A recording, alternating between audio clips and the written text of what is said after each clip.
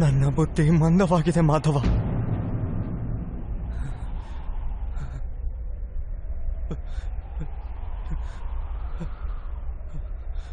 ನನ್ನ ಅಂಗಾಂಗಗಳು ಕಂಪಿಸುತ್ತಿವೆ. ನನ್ನ ಕೈಗಳಲ್ಲಿ ಶಸ್ತ್ರ ಎತ್ತಲು ಶಕ್ತಿಯೇ ಇಲ್ಲ. ನನ್ನ ಗಾಂಡಿವ ಕೈಗಳಿಂದ ಜಾರಿ ಹೋಗುತ್ತಿದೆ ಮಾಧವ.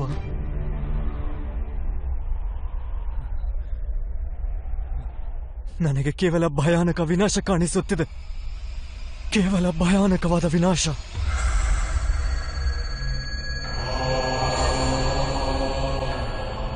ಏಕೆ? ಯಾವ ಕಾರಣಕ್ಕಾಗಿ ಮಾಧವ? ಯಾವ ಕಾರಣಕ್ಕಾಗಿ? ಅಪಮಾನದ ನೋವೇ? ಅನ್ಯಾಯದ ಯೋಜನೆಯೇ?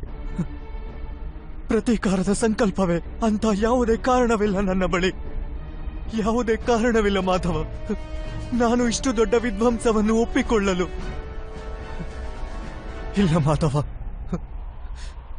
ವಿಧ್ವಂಸವೇ ನವನಿರ್ಮಾಣಕ್ಕೆ ಕಾರಣವಾಗುವುದು ಪಾರ್ಥ.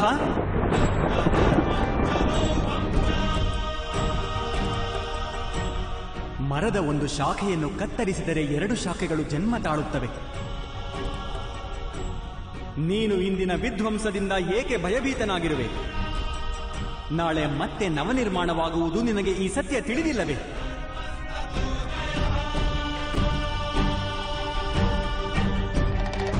ಕ್ಲೈಬ್ಯಂ ಮಾ ಅಸ್ಮಗಂ ಪಾರ್ಥ ನೈ ತತ್ವಯೂಪಪದ್ಯತೆ. ಈ ದುರ್ಬಲತೆ ನಿನಗೆ ಶೋಭೆ ತರುವುದಿಲ್ಲ. ಯುದ್ಧ ಮಾಡುವುದು ನಿನ್ನ ಕರ್ತವ್ಯ ಪಾರ್ಥ. ಶಸ್ತ್ರ ಎತ್ತಿಕೋ.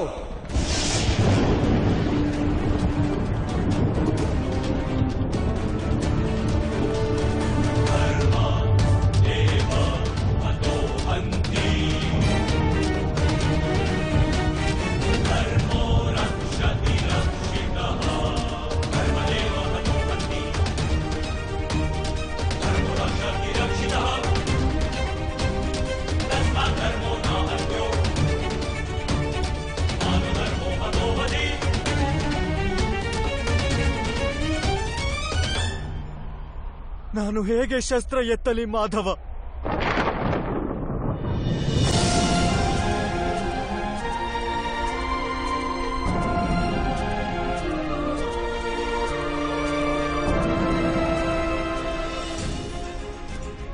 ಯಾರ ಸೇವೆ ಮಾಡುವುದನ್ನು ಜೀವನದ ಸೌಭಾಗ್ಯವೆಂದು ನಂಬಲಾಗಿದೆಯೋ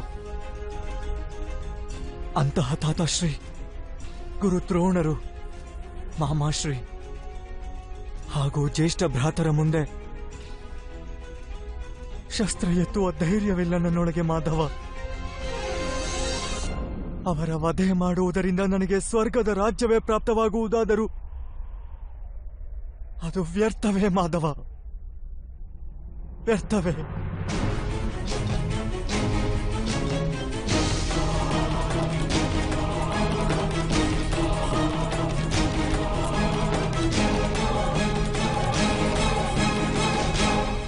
ಮಾಧವ, ಮನುಷ್ಯ ಬದುಕುವುದು ತನ್ನ ಭವಿಷ್ಯದ ಬಗ್ಗೆ ಚಿಂತಿಸುತ್ತಾ. ನಾನು ಈ ಸೈನಿಕರನ್ನು ನೋಡಿದಾಗ ಮಾಧವ, ಈ ಲಕ್ಷಾಂತರ ಸೈನಿಕರನ್ನು ನೋಡಿದಾಗ ನನ್ನ ಅರಿವಿಗೆ ಬರುವುದು, ಯುದ್ಧದ ನಂತರ ಲಕ್ಷಾಂತರ ಸ್ತ್ರೀಯರು ವಿಧವೆಯಾಗುವರು, ಲಕ್ಷಾಂತರ ಮಕ್ಕಳು ಅನಾಥರಾಗುವರು. ನಾಳೆ ಸಮಾಜದ ನಿಯಮಗಳು ನಾಶವಾಗುವವು. ಪರಂಪರೆಯ ಶಿಕ್ಷಣವನ್ನು ನೀಡುವವರು ಯಾರೂ ಇರುವುದಿಲ್ಲ. ವೇದಗಳ ಜ್ಞಾನವೇ ಕಳೆದು ಹೋಗುವುದು ಮಾಧವ. ಕುರುಕುಲ ನಾಶವಾಗುವುದು, ಆರ್ಯವರ್ತದ ಸುರಕ್ಷತೆ ನಾಶವಾಗುವುದು, ಎಲ್ಲವೂ ನಾಶವಾಗುವುದು ಮಾಧವ, ಎಲ್ಲವೂ ನಾಶವಾಗುವುದು.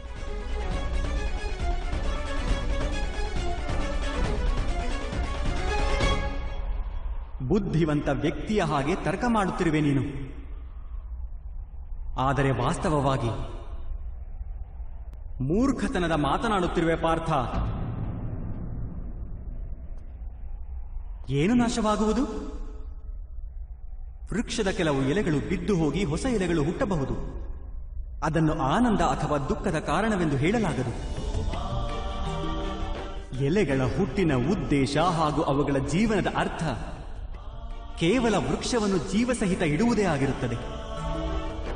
ಹಾಗೆಯೇ ಮನುಷ್ಯನ ಜನ್ಮ ಹಾಗೂ ಜೀವನದ ಕಾರಣ ವಾಸ್ತವವಾಗಿ ಸಮಾಜದ ಸುಖವೇ ಆಗಿರುತ್ತದೆ. ಸಮಾಜ ಈ ಜಗತ್ತಿಗಾಗಿ, ಈ ಇಡೀ ಜಗತ್ತು ಸೃಷ್ಟಿಗಾಗಿ ಹಾಗೂ ಈ ಸಂಪೂರ್ಣ ಸೃಷ್ಟಿಯು ಸ್ವಯಂ ಪರಮಾತ್ಮನಿಗಾಗಿ ಇರುವುದು ಪಾರ್ಥ. ಯಾರು ಈ ಸತ್ಯವನ್ನು ಅರಿಯುತ್ತಾರೋ ಅವರಿಗೆ ಧರ್ಮದ ಮಾರ್ಗ ಎಂದಿಗೂ ಸ್ಪಷ್ಟವಾಗಿ ಕಾಣಿಸುತ್ತದೆ. ಹೌದು ಪಾರ್ಥ, ಈ ಯುದ್ಧದಲ್ಲಿ ವಿಧ್ವಂಸವಾಗುವುದು ಅವಶ್ಯವಾಗಿ ಆಗುವುದು. ಆದರೆ ಇದನ್ನು ತಿಳಿದುಕೋ, ಹೊಸ ಪರಂಪರೆಗಳ ನಿರ್ಮಾಣವೂ ಸಹ ಆಗುವುದು. ಹಳೆಯ ಪರಂಪರೆಗಳು ವಿಷದಂತಾಗಿವೆ. ಸಾವಿರಾರು ವರ್ಷಗಳ ಮೊದಲು ವೇದಗಳು ಯಾವ ಧರ್ಮವನ್ನು ಸೃಷ್ಟಿಸಿದ್ದವೋ ಅದು ಈಗ ಕೇವಲ ಶಬ್ದಗಳಾಗಿ ಮಾತ್ರ ಉಳಿದಿವೆ. ಯಾವ ವರ್ಣ ವ್ಯವಸ್ಥೆ ಮನುಷ್ಯನ ಬುದ್ಧಿಯ ಮೇಲೆ ಆಧಾರವಾಗಿದ್ದಿತೋ ಅದು ಈಗ ಮನುಷ್ಯನ ಜನ್ಮದ ಮೇಲೆ ಆಧಾರಿತವಾಗಿದೆ. ಶೋಷಣೆಯ ಮಾಧ್ಯಮವಾಗಿದೆ ಪಾರ್ಥ.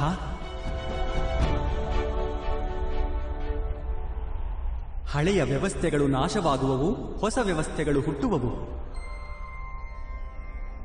ಹಳೆಯ ಧರ್ಮ ಹೊಸ ಸ್ವರೂಪವನ್ನು ಪಡೆದು ಪ್ರಕಟವಾಗುವುದು.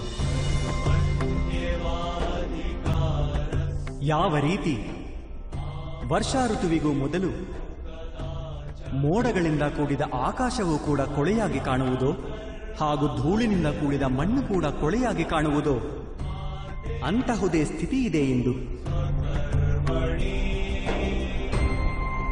ಆದರೆ ಮಳೆಯ ನಂತರ ಆಕಾಶ ಹಾಗೂ ಪೃಥ್ವಿ ತೊಳೆದು ಸ್ವಚ್ಛವಾಗುತ್ತವೆ. ಹಾಗೆಯೇ ಈ ಯುದ್ಧದ ನಂತರ ಸಮಾಜ ಹಾಗೂ ಜಗತ್ತು ತೊಳೆದು ಸ್ವಚ್ಛವಾಗುವುದು ಪಾರ್ಥ.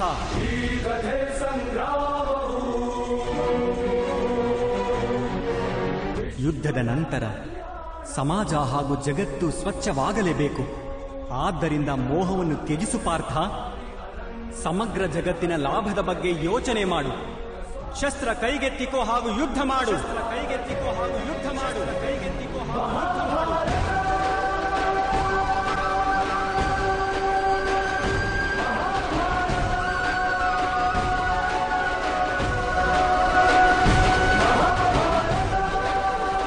ನಾನು ನಿಮ್ಮ ಮಾತನ್ನು ಕೇಳುತ್ತಿರುವೆ ಮಾಧವ, ಆದರೆ ಅವುಗಳ ಅರ್ಥ ನನ್ನ ಹೃದಯವನ್ನು ತಲುಪುತ್ತಿಲ್ಲ. ನನ್ನ ಮನಸ್ಸು ಮೋಹದಿಂದ ತುಂಬಿಕೊಂಡಿದೆ. ಹೇಗೆ ನಾನು ಧರ್ಮದ ದರ್ಶನ ಮಾಡಲಿ? ನಾನು ಮನಸ್ಸು ನನ್ನವರಿಂದ ತುಂಬಿಕೊಂಡಿದೆ. ಯಾವ ರೀತಿಯಲ್ಲಿ ಜಗತ್ತಿನ ಬಗ್ಗೆ ಯೋಚನೆ ಮಾಡಲಿ ನಾನು? ಮಾಧವ, ನೀವು ಹೇಳಿದ್ದೀರಿ, ನೀವು ನನ್ನ ರಥವನ್ನು ಸೂಕ್ತ ದಿಕ್ಕಿನಲ್ಲಿ ಕರೆದೊಯ್ಯುವೆ ಎಂದು.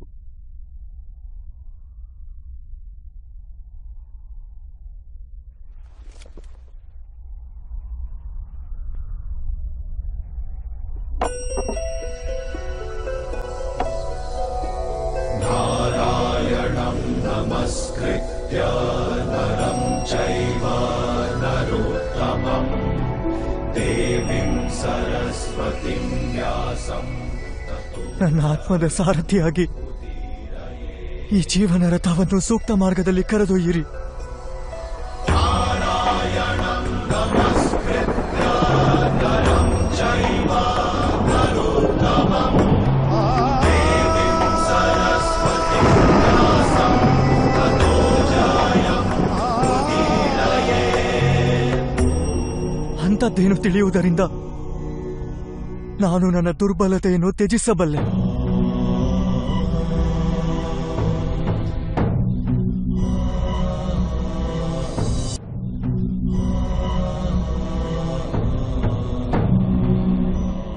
ಎದ್ದೇಳು ಪಾರ್ಥ.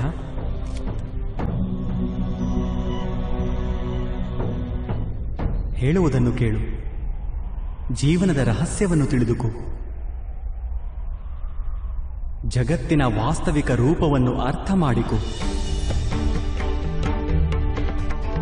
ಗಂಗಾ ಮಾತೆಯ ಪ್ರವಾಹದಲ್ಲಿ ಮುಷ್ಟಿಯಿಂದ ಜಲವನ್ನು ತೆಗೆದುಕೊಂಡರೆ ಏನೂ ದೊರೆಯುವುದಿಲ್ಲ ಪಾರ್ಥ. ಆದರೆ ಕೈಗಳನ್ನು ಜೋಡಿಸುವ ಮೂಲಕ ಗಂಗಾ ಪ್ರವಾಹದಿಂದ ತೆಗೆದುಕೊಳ್ಳುವ ಪ್ರಯತ್ನ ಮಾಡಿದರೆ ಅದು ಮುಖದವರೆಗೂ ತಲುಪಬಹುದು.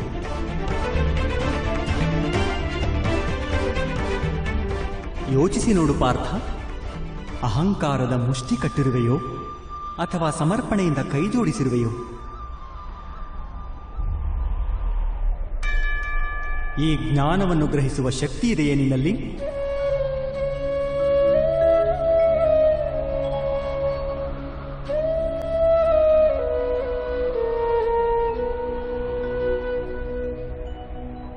ಈ ಜಗತ್ತು ಎಂದರೇನು ಪಾರ್ಥ? ಮಾನವರು, ದಾನವರು, ಪಶು ಪಕ್ಷಿಗಳು, ಜಂತುಗಳು, ಕೀಟಗಳು, ಮತ್ಸ್ಯ ವೃಕ್ಷಗಳು ಇವೆಲ್ಲ ಹೇಗೆ ಹುಟ್ಟುತ್ತವೆ? ಯಾವ ಪದಾರ್ಥಗಳಿಂದ ಇವು ಮಾಡಲ್ಪಡುತ್ತವೆ? ಹೇಗೆ ಸಾಗುತ್ತವೆ? ಹೇಗೆ ಜೀವಿಸುತ್ತವೆ? ಮೃತ್ಯು ಹೇಗಾಗುತ್ತದೆ ಇವುಗಳದ್ದು? ಹಾಗೂ ಮೃತ್ಯುವಿನ ನಂತರ ಏನಾಗುತ್ತದೆ?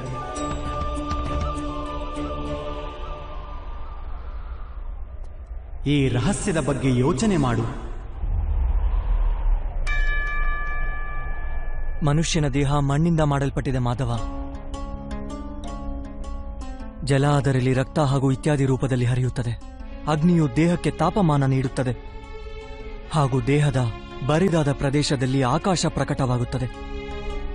ಅರ್ಥಾತ್ ಪೃಥ್ವಿ, ವಾಯು, ಜಲ, ಅಗ್ನಿ ಹಾಗೂ ಆಕಾಶ ಈ ಪಂಚಭೂತಗಳಿಂದಲೇ ಶರೀರದ ನಿರ್ಮಾಣವಾಗಿರುವುದು. ಅರ್ಥಾತ್ ಮಹಾಮಹಿಮರು ಗುರು ದ್ರೋಣರು ಪೃಥ್ವಿ, ಜಲ, ವಾಯು, ಅಗ್ನಿ ಹಾಗೂ ಆಕಾಶಗಳಿಗಿಂತ ಹೆಚ್ಚು ಬೇರೇನೂ ಇಲ್ಲ. ಧರ್ಮಜ್ಞಾನಿಗಳು ಪಂಚಮಹಾಭೂತಗಳಿಂದಲೇ ಆಗಿದ್ದಾರೆ ಹಾಗೂ ಅಧರ್ಮಿಗಳೂ ಕೂಡ. ಹಾಗಾದರೆ ಮೋಹ ಯಾವುದಕ್ಕೋಸ್ಕರ ಪಾರ್ಥ? ಮಣ್ಣಿಗಾಗಿಯೇ? ಆದರೆ ಮಾಧವ, ಈ ಮಣ್ಣಿನ ದೇಹದಿಂದಲೇ ಮನುಷ್ಯರು ಒಬ್ಬರನ್ನೊಬ್ಬರು ಗುರುತಿಸುವುದು. ಎಲ್ಲ ಸಂಬಂಧಗಳು ಈ ಮಣ್ಣಿನ ದೇಹದ ಜೊತೆಗೇ ಇರುತ್ತವೆ. ಇಲ್ಲ ಪಾರ್ಥ, ಒಂದು ವೇಳೆ ಅದೇ ಸತ್ಯವಾಗಿದ್ದರೆ ಮೃತ್ಯುವಿನ ನಂತರ ದೇಹವನ್ನು ನಾಶವೇಕೆ ಮಾಡಲಾಗುತ್ತದೆ? ವಾಸ್ತವವಾಗಿ ಮನುಷ್ಯನ ಪರಿಚಯವು ಅವನ ದೇಹದಿಂದಾಗುವುದಿಲ್ಲ, ಅಥವಾ ಸಂಬಂಧಗಳ ಆಧಾರವು ಅವನ ದೇಹದಿಂದಾಗುವುದಿಲ್ಲ. ಮನುಷ್ಯನ ಸ್ವಭಾವ, ಅವನ ವರ್ತನೆ ಹಾಗೂ ಕಾರ್ಯಗಳಿಂದ ಅವನ ಪರಿಚಯವಾಗುತ್ತದೆ. ಈ ಸ್ವಭಾವ, ವರ್ತನೆ ಹಾಗೂ ಕಾರ್ಯಗಳು ಹೇಗೆ ಆಗುತ್ತವೆ? ಅದನ್ನು ಅರ್ಥ ಮಾಡಿಕೋ ಪಾರ್ಥ. ಈ ಸ್ವಭಾವ, ವರ್ತನೆ ಹಾಗೂ ಕಾರ್ಯಗಳು ಹೇಗೆ ಆಗುತ್ತವೆ? ಅದನ್ನು ಅರ್ಥ ಮಾಡಿಕೋ ಪಾರ್ಥ.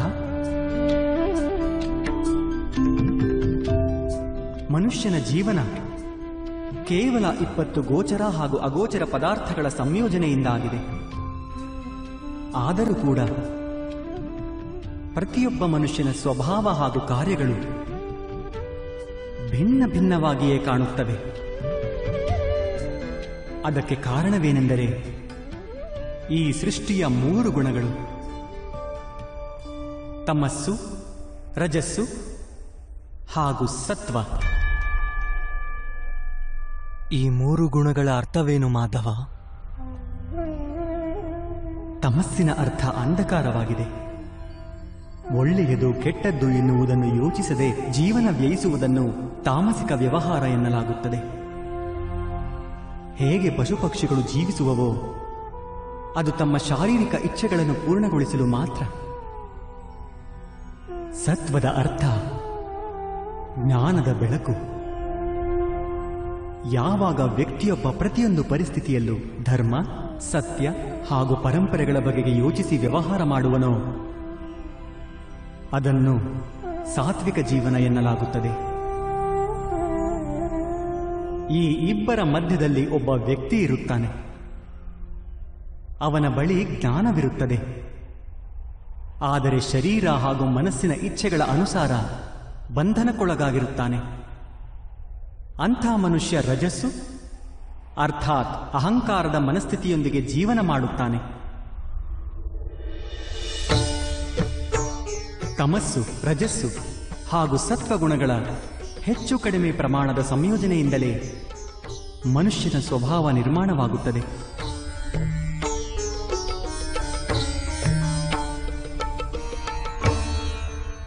ಎದುರಿಗೆ ನೋಡು ಪಾರ್ಥ,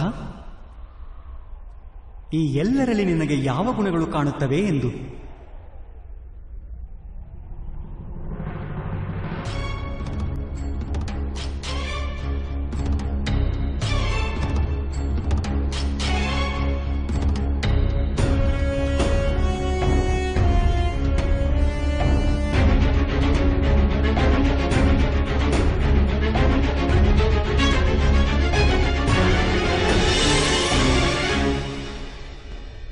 ಯುವರಾಜ ದುರ್ಯೋಧನನಿಗೆ ಧರ್ಮದ ಜ್ಞಾನವಿದೆ, ಆದರೆ ಪಾಲಿಸುವುದಿಲ್ಲ.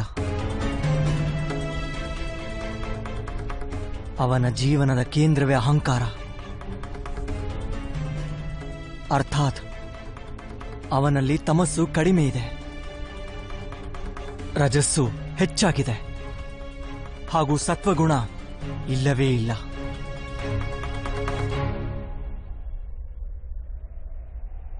ಹಾಗೂ ಇನ್ನೊಂದು ಕಡೆ ರಾಜಕುಮಾರ ದುಶ್ಯಾಸನ, ಅವನು ಎಂದಿಗೂ ತನ್ನ ಜ್ಯೇಷ್ಠ ಭ್ರಾತನ ಆದೇಶವನ್ನು ಪಾಲಿಸಿದ್ದಾನೆ, ಯೋಚನೆ ಮಾಡದೆಯೇ. ಅರ್ಥಾತ್ ಅವನಲ್ಲಿ ಕೇವಲ ತಮಸ್ಸಿದೆ. ಮಹಾಮಹಿಮರನ್ನು ನೋಡು ಪಾರ್ಥ, ಸತ್ಯದ ಜೊತೆಗೆ ತಮಸ್ಸಿನ ಸಮ್ಮಿಲನವಿದೆ, ಅಹಂಕಾರವಿಲ್ಲ. ಆದರೆ ಪುರಾತನ ಧರ್ಮ, ಪರಂಪರೆ ಹಾಗೂ ಪ್ರತಿಜ್ಞೆಗಳ ಕಟ್ಟಳೆಯಲ್ಲಿ ಬಂಧಿಸಲ್ಪಟ್ಟಿದ್ದಾರೆ. ಅವಶ್ಯಕತೆ ಇರುವಾಗಲೂ ತಮ್ಮ ಪ್ರತಿಜ್ಞೆಯನ್ನು ಮುರಿಯುವುದಿಲ್ಲ.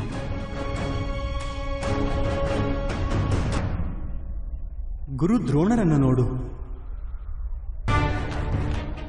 ಜ್ಞಾನ ಹಾಗೂ ಅಹಂಕಾರ ಎರಡೂ ಇರುವವು. ಜ್ಞಾನ ಮನುಷ್ಯನಿಗೆ ಮುಕ್ತಿ ದೊರಕಿಸಿಕೊಡುತ್ತದೆ, ಆದರೆ ಅವರ ಅಹಂಕಾರ ಅವರನ್ನು ಮುಕ್ತರಾಗಲು ಬಿಡುವುದಿಲ್ಲ.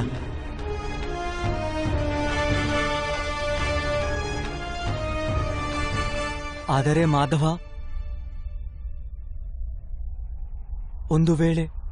ಒಂದು ವೇಳೆ ಮನುಷ್ಯನ ಸ್ವಭಾವ ಈ ಮೂರು ಗುಣಗಳ ಸಮ್ಮಿಳಿತವಾದರೆ ಆಗ ಮನುಷ್ಯನ ವ್ಯವಹಾರ ಮೊದಲೇ ನಿರ್ಧಾರಿತವಾಗಿರುತ್ತದೆ. ಸಿಂಹ ಜಿಂಕೆಯನ್ನು ತಿಂದೇ ತಿನ್ನುತ್ತದೆ, ಹಾಗೂ ಜಿಂಕೆ ಸಿಂಹಕ್ಕೆ ಹೆದರುವುದು ಕೂಡ. ಹಾಗಾದರೆ ಧರ್ಮವನ್ನು ಪ್ರಶಂಸೆ ಮಾಡುವುದೇಕೆ? ಅಪರಾಧಕ್ಕೆ ಶಿಕ್ಷೆ ಏಕೆ? ಅದಕ್ಕೇನು ಅರ್ಥ?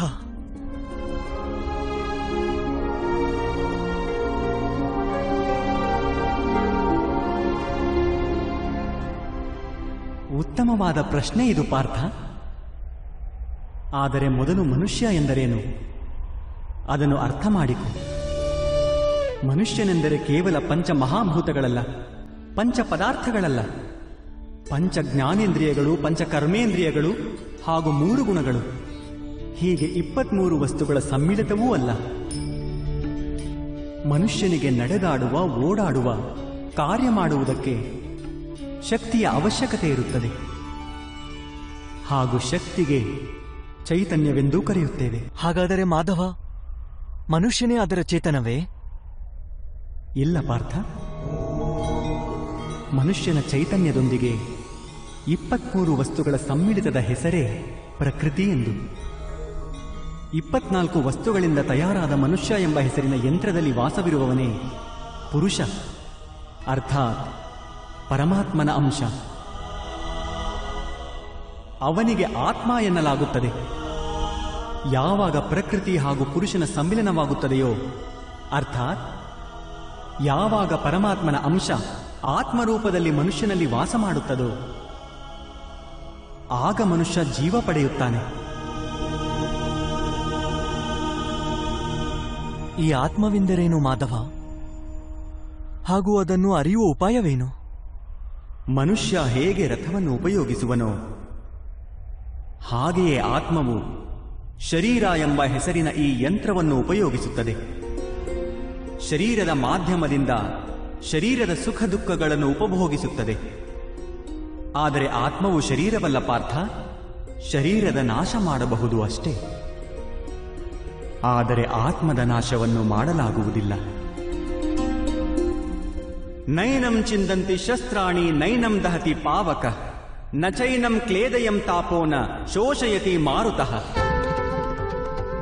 ಆತ್ಮವನ್ನು ಶಸ್ತ್ರದಿಂದ ಛೇದಿಸಲಾಗದು, ಅಗ್ನಿಯಿಂದ ದಹಿಸುವುದಕ್ಕೂ ಆಗದು,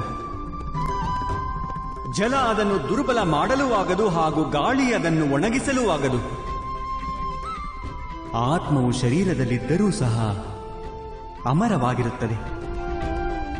ನ ಹನ್ಯತೆ ಹನ್ಯಮಾನೇ ಶರೀರೆ. ಪಾರ್ಥ, ಶರೀರದ ಹತ್ಯೆಯನ್ನು ಮಾಡಬಹುದು, ಆದರೆ ಆತ್ಮದ ಹತ್ಯೆಯನ್ನಂತೂ ಮಾಡಲಾಗುವುದಿಲ್ಲ. ಆತ್ಮವು ಸರ್ವವ್ಯಾಪಿಯಾಗಿರುತ್ತದೆ, ಅಚಲವಾಗಿದೆ, ಸ್ಥಿರವಾಗಿದೆ, ಸನಾತನವಾಗಿದೆ. ಹಳೆಯ ವಸ್ತ್ರವನ್ನು ತ್ಯಜಿಸಿ ಹೇಗೆ ಮನುಷ್ಯ ಹೊಸ ವಸ್ತ್ರವನ್ನು ಧರಿಸುವನೋ ಹಾಗೆಯೇ ಆತ್ಮವು ಹಳೆಯ ಶರೀರವನ್ನು ಬಿಟ್ಟು ಮತ್ತೆ ಮತ್ತೆ ಹೊಸ ಶರೀರವನ್ನು ಧರಿಸುತ್ತದೆ. ಆದರೆ ಮಾಧವ, ನಾನು ಜಗದ ಅನುಭವವನ್ನು ನನ್ನ ಶರೀರದ ಮಾಧ್ಯಮದಿಂದಲೇ ಪಡೆಯುತ್ತೇನೆ. ನನ್ನನ್ನು ದೇಹವಲ್ಲವೆಂದುಕೊಂಡರೆ ನಾನು ಆತ್ಮವನ್ನು ಹೇಗೆ ಅರಿಯಬಲ್ಲೆ? ನಮ್ಮನ್ನು ಆತ್ಮದ ರೂಪದಲ್ಲಿ ಅರಿಯುವುದು ಅಸಂಭವವೇನೂ ಅಲ್ಲ ಪಾರ್ಥ. ಅಂಧರೂ ಜೀವಿಸುತ್ತಾರೆ, ಕಿವುಡರೂ ಜೀವಿಸುತ್ತಾರೆ, ಯಾರ ಬಳಿ ಕೈಕಾಲುಗಳಿರುವುದಿಲ್ಲವೋ ಅವರೂ ಜೀವಿಸುತ್ತಾರೆ. ಇದು ಸ್ಪಷ್ಟ. ಶರೀರವೆಂದರೆ ಮನುಷ್ಯನಲ್ಲ. ಯಾರ ಚೇತನ ಹೊರಟು ಹೋಗುವುದೋ, ಯಾರಿಗೆ ಮೂರ್ಛೆ ಹೋಗುವುದೋ ಅವರೂ ಜೀವಿಸುತ್ತಾರೆ. ಆದ್ದರಿಂದ ಇದು ಸ್ಪಷ್ಟ. ಮನುಷ್ಯನ ಚೇತನ ತತ್ವ ಅದೂ ಶರೀರವಲ್ಲ. ಇದೇ ರೀತಿ ಯಾವ ವ್ಯಕ್ತಿ ತನ್ನ ಅಂತರಾಳದಲ್ಲಿ ಹುಡುಕುವನೋ, ನಾನು ಇಂದ್ರಿಯಗಳಲ್ಲ, ಶರೀರವಲ್ಲ, ಭಾವನೆಗಳಲ್ಲ, ಕಲ್ಪನೆಯಲ್ಲ, ಜ್ಞಾನವು ನಾನಲ್ಲ ಎಂದು ಯಾರಿದನ್ನು ಅರ್ಥ ಮಾಡಿಕೊಳ್ಳುತ್ತಾರೋ ಅವರು ಅಂತ್ಯದಲ್ಲಿ ಸ್ವಯಂ ತಮ್ಮನ್ನು ಆತ್ಮದ ರೂಪದಲ್ಲಿ ಅರ್ಥ ಮಾಡಿಕೊಳ್ಳುತ್ತಾರೆ. ಈ ಆತ್ಮದ ಕಾರ್ಯವೇನು ಮಾಧವ? ಯಾರು ಪರಬ್ರಹ್ಮನ ಭಾಗವಾಗುವರೋ, ಪುರುಷ ಹಾಗೂ ಪ್ರಕೃತಿಯಾಗುವರೋ, ಆಗ ಪುರುಷ ಅರ್ಥ ಪರಮಾತ್ಮನ ಅಂಶ ಆತ್ಮರೂಪದಲ್ಲಿ ಪ್ರಕೃತಿಯ ಪ್ರತಿಯೊಂದು ವಸ್ತುವಿನಲ್ಲೂ ವಾಸ ಮಾಡುವುದು. ಆ ಆತ್ಮವನ್ನು ಮೋಹ ಹಾಗೂ ಅಂಧಕಾರಗಳು ಆವರಿಸಿಕೊಳ್ಳುವವು ಪಾರ್ಥ. ಆ ಮೋಹನಿದ್ರೆಯಿಂದ ಜಾಗೃತರಾಗಿ ಸ್ವಯಂ ತಮ್ಮನ್ನು ಪರಮಾತ್ಮನ ಅಂಶವೆಂದು ಅರಿಯುವುದೇ ಆತ್ಮದ ಕರ್ತವ್ಯ, ಉದ್ದೇಶ ಹಾಗೂ ಜೀವನದ ಕಾರ್ಯ. ಆದರೆ ಮಾಧವ, ಪ್ರತಿ ಆತ್ಮವು ಪರಮಾತ್ಮನ ಅಂಶವಾದರೆ ಪ್ರಗತಿ ಹಾಗೂ ಉನ್ನತಿ ಪರಮಾತ್ಮನೇ ಮಾಡುತ್ತಿರುವನೇ? ಹೇಗೆ ಕೆಸರಿನಲ್ಲಿ ಬಿದ್ದಂತಹ ರತ್ನವು ಹೊಳೆಯುವುದಿಲ್ಲವೋ ಹಾಗೆಯೇ ಪ್ರಕೃತಿಯ 24 ವಸ್ತುಗಳಿಂದ ಆವರಿಸಲ್ಪಟ್ಟ ಆತ್ಮ ಮರೆತು ಬಿಡುತ್ತದೆ ತಾನು ಪರಮಾತ್ಮನ ಅಂಶವೆನ್ನುವುದನ್ನು. ಹೆಚ್ಚಿನ ಆತ್ಮಗಳು ತಮ್ಮ ದೇಹಗಳನ್ನೇ ಎಲ್ಲವೂ ಎಂದುಕೊಳ್ಳುತ್ತವೆ. ತಾನು ದೇಹದಿಂದ ಭಿನ್ನ ಎಂದು ಅರಿಯುವುದೇ ಇಲ್ಲ. ಶರೀರಕ್ಕೆ ಯಾವ ಸುಖ, ದುಃಖ, ಸ್ವಾದ, ಗಂಧ ಇವುಗಳ ಅನುಭವವಾಗುವುದೋ ಅದನ್ನು ತನ್ನದೇ ಅನುಭವವೆಂದು ತಿಳಿಯುತ್ತದೆ. ಹಾಗೂ ಬದಲಾವಣೆಯ ಪ್ರಯತ್ನವನ್ನೇ ಮಾಡುವುದಿಲ್ಲ.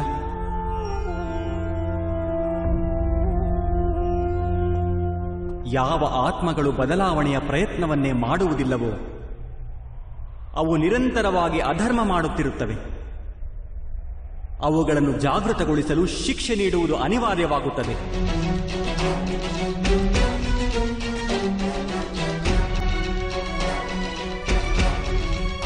ನೀನು ಇದನ್ನು ಅರ್ಥ ಮಾಡಿಕೋ ಪಾರ್ಥ. ನೀನು ಶರೀರವಲ್ಲ, ಕೇವಲ ಒಂದು ಆತ್ಮವೆಂದು. ನಾರಾಯಣಂ ಈ ರಣಭೂಮಿಯಲ್ಲಿ ಕಾಣುವ ಪ್ರತಿಯೊಬ್ಬ ಯೋಧನು ಅವನೆಲ್ಲ ನೀನು ಯಾರೆಂದು ತಿಳಿದಿರುವೆಯೋ.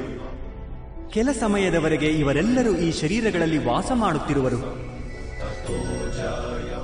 ಇವರ ಶರೀರ ಸಾಯುತ್ತದೆ, ಆದರೆ ಇವರೆಲ್ಲರೂ ಅಮರರೇ. ಅವರು ಮತ್ತೆ ಹೊಸ ಶರೀರವನ್ನು ಧರಿಸುವರು. ಎಲ್ಲಿಯವರೆಗೂ ಸ್ವಯಂ ತಮ್ಮನ್ನು ಶುದ್ಧಾತ್ಮದ ರೂಪದಲ್ಲಿ ಅರಿಯುವುದಿಲ್ಲವೋ, ಎಲ್ಲಿಯವರೆಗೂ ಅಧರ್ಮವನ್ನು ತ್ಯಜಿಸಿ ಧರ್ಮದಲ್ಲಿ ದೃಢವಾಗುವುದಿಲ್ಲವೋ, ಅಲ್ಲಿಯವರೆಗೂ ಇವರು ಜನ್ಮ ಪಡೆಯುತ್ತಾ ಹಾಗೂ ಸಾಯುತ್ತಲೇ ಇರುವರು. ಇದೇ ಬ್ರಹ್ಮವಿದ್ಯೆಯ ಮೊದಲ ಪಾಠವಾಗಿದೆ ಪಾರ್ಥ. ಯಾರು ಹುಟ್ಟುವರೋ ಅವರು ಅವಶ್ಯವಾಗಿ ಸಾಯುತ್ತಾರೆ, ಹಾಗೂ ಯಾರು ಸಾಯುವರೋ ಅವರು ಅವಶ್ಯವಾಗಿ ಮತ್ತೆ ಹುಟ್ಟಿ ಬರುತ್ತಾರೆ. ಈ ಮಹಾಜ್ಞಾನವನ್ನು ಸಂಖ್ಯಾಯೋಗ ಎನ್ನುತ್ತಾರೆ.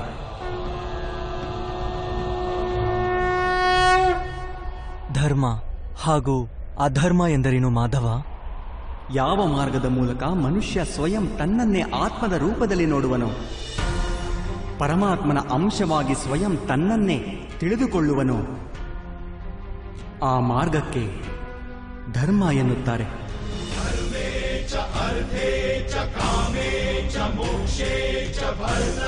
ಯಾವಾಗ ಮನುಷ್ಯ ಸ್ವಯಂ ತನ್ನನ್ನೇ ಪರಮಾತ್ಮನ ಅಂಶವಾಗಿ ಅರಿತುಕೊಳ್ಳುವನೋ,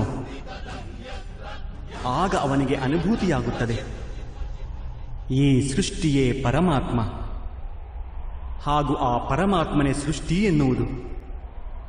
ಸೃಷ್ಟಿ ಹಾಗೂ ಪರಮಾತ್ಮನಲ್ಲಿ ಯಾವುದೇ ಭೇದವಿಲ್ಲ.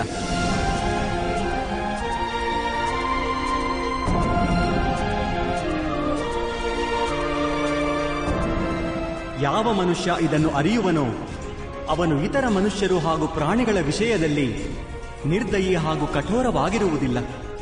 ಅವನಿಗೆ ತಿಳಿಯುತ್ತದೆ, ನಾಲಿಗೆ ಕತ್ತರಿಸಿದರೆ ನೋವು ಕೇವಲ ನಾಲಿಗೆಗೆ ಆಗುವುದಿಲ್ಲ, ಅದರ ಅನುಭೂತಿ ಸಮಗ್ರ ಶರೀರಕ್ಕೇ ಎಂದು. ಹಾಗೆಯೇ ಒಬ್ಬ ಮನುಷ್ಯನಿಗೆ ನೋವಾದರೆ ಸಮಗ್ರ ಜಗತ್ತೇ ಆ ನೋವನ್ನು ಅನುಭವಿಸುತ್ತದೆ. ಎಲ್ಲಿಯವರೆಗೂ ಈ ಜಗತ್ತಿನಲ್ಲಿ ಒಬ್ಬ ಮನುಷ್ಯನಿಗೂ ನೋವಾಗುತ್ತಿದ್ದರೆ ಅಲ್ಲಿಯವರೆಗೂ ವಾಸ್ತವವಾಗಿ ಯಾರ ಸುಖವೂ ಸಂಪೂರ್ಣವಾಗುವುದಿಲ್ಲ. ಇದನ್ನು ಅರಿತಾಗ ಮನುಷ್ಯನ ಮನಸ್ಸು ಕರುಣೆಯಿಂದ ತುಂಬಿಕೊಂಡರೆ ಅದನ್ನು ಧರ್ಮ ಎನ್ನುತ್ತಾರೆ.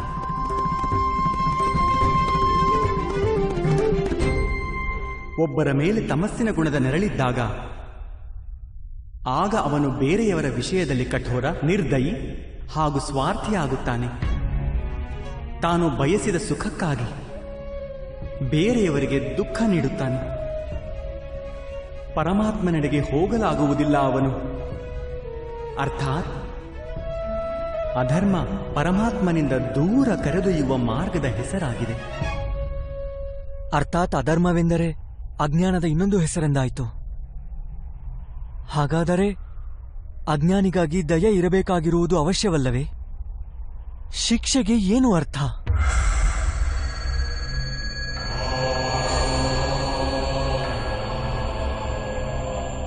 ಅಜ್ಞಾನಿ ಜ್ಞಾನದ ಬೆಲೆ ತಿಳಿದುಕೊಳ್ಳಲು ಸಿದ್ಧನಾಗದಿದ್ದರೆ, ಜ್ಞಾನದೆಡೆಗೆ ದೃಷ್ಟಿ ಹರಿಸಲು ಸಿದ್ಧನಾಗದಿದ್ದರೆ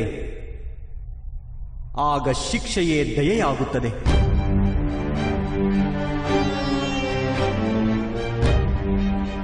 ಅವರಿಗಾಗಿಯೂ ಹಾಗೂ ಬೇರೆಯವರಿಗಾಗಿಯೂ. ಸೃಷ್ಟಿಯ ನಡೆ ಎಂದಿಗೂ ಪರಮಾತ್ಮನೆಡೆಗೇ ಇರಬೇಕು, ಅದು ಅನಿವಾರ್ಯ. ಆದರೆ ಆಗಾಗ ಎಂಥ ಸ್ಥಿತಿ ಉದ್ಭವವಾಗುತ್ತದೆ ಎಂದರೆ ಅಜ್ಞಾನ, ಮೋಹ ಹಾಗೂ ಅಧರ್ಮ ಹೆಚ್ಚಾಗುತ್ತವೆ. ಜಗತ್ತಿನಿಂದ ಧರ್ಮ ಲುಪ್ತವಾಗುವ ಭಯ ಉದ್ಭವವಾಗುತ್ತದೆ. ಜಗತ್ತಿನಿಂದ ಯಾವಾಗ ಧರ್ಮ ಲುಪ್ತವಾಗುವುದೋ ಕರುಣೆಯು ನಾಶವಾಗುತ್ತದೆ ಹಾಗೂ ಸತ್ಯವೂ ನಾಶವಾಗುತ್ತದೆ. ಮುಂಬರುವ ಪೀಳಿಗೆಗೆ ಧರ್ಮ ಪ್ರಾಪ್ತವಾಗಬೇಕು. ಅದಕ್ಕಾಗಿ ಇಂದು ಅಧರ್ಮೀಯರ ನಾಶ ಮಾಡಿ ಧರ್ಮವನ್ನು ಪುನಃಸ್ಥಾಪನೆ ಮಾಡುವುದು ಅನಿವಾರ್ಯವಾಗಿದೆ.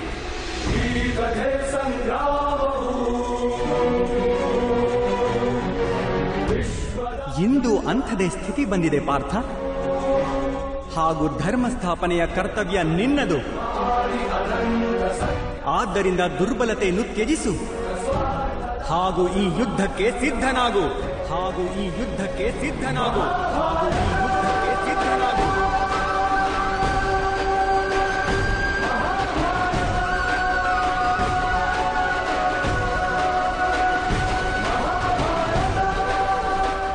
ಆದರೆ ನನ್ನ ಕೈಗಳಿಂದ ಹತ್ಯೆಗಳಾಗುವವು ಮಾಧವ. ನನ್ನಿಂದ ಯಾರದೋ ಪ್ರಾಣ ಹೋದರೆ ನನ್ನ ಅಂತರಾಳದ ಕರುಣೆ ನಾಶವಾಗುವುದಿಲ್ಲವೇ? ಹಾಗೂ ಒಂದು ವೇಳೆ ಧರ್ಮದ ಆಧಾರ ಕರುಣೆಯಾದರೆ ನನ್ನ ಆತ್ಮ ಅಧರ್ಮಿಯಾಗುವುದಿಲ್ಲವೇ?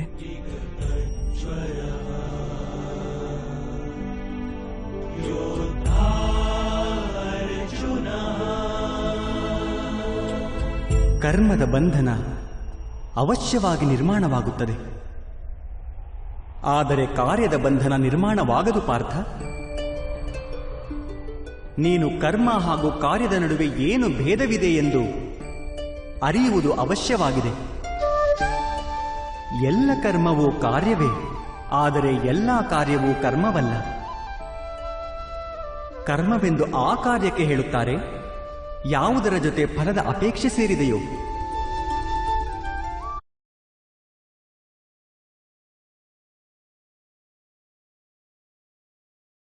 ಮನುಷ್ಯ ಯಾವಾಗ ಸುಖ, ಸಂಪತ್ತು, ಪ್ರಶಂಸೆಯ ಅಪೇಕ್ಷೆಯೊಂದಿಗೆ ಯಾವುದಾದರೂ ಕಾರ್ಯ ಮಾಡಿದರೆ ಅವನು ಆ ಕಾರ್ಯದ ಫಲದ ಬಂಧನಕ್ಕೊಳಗಾಗುತ್ತಾನೆ.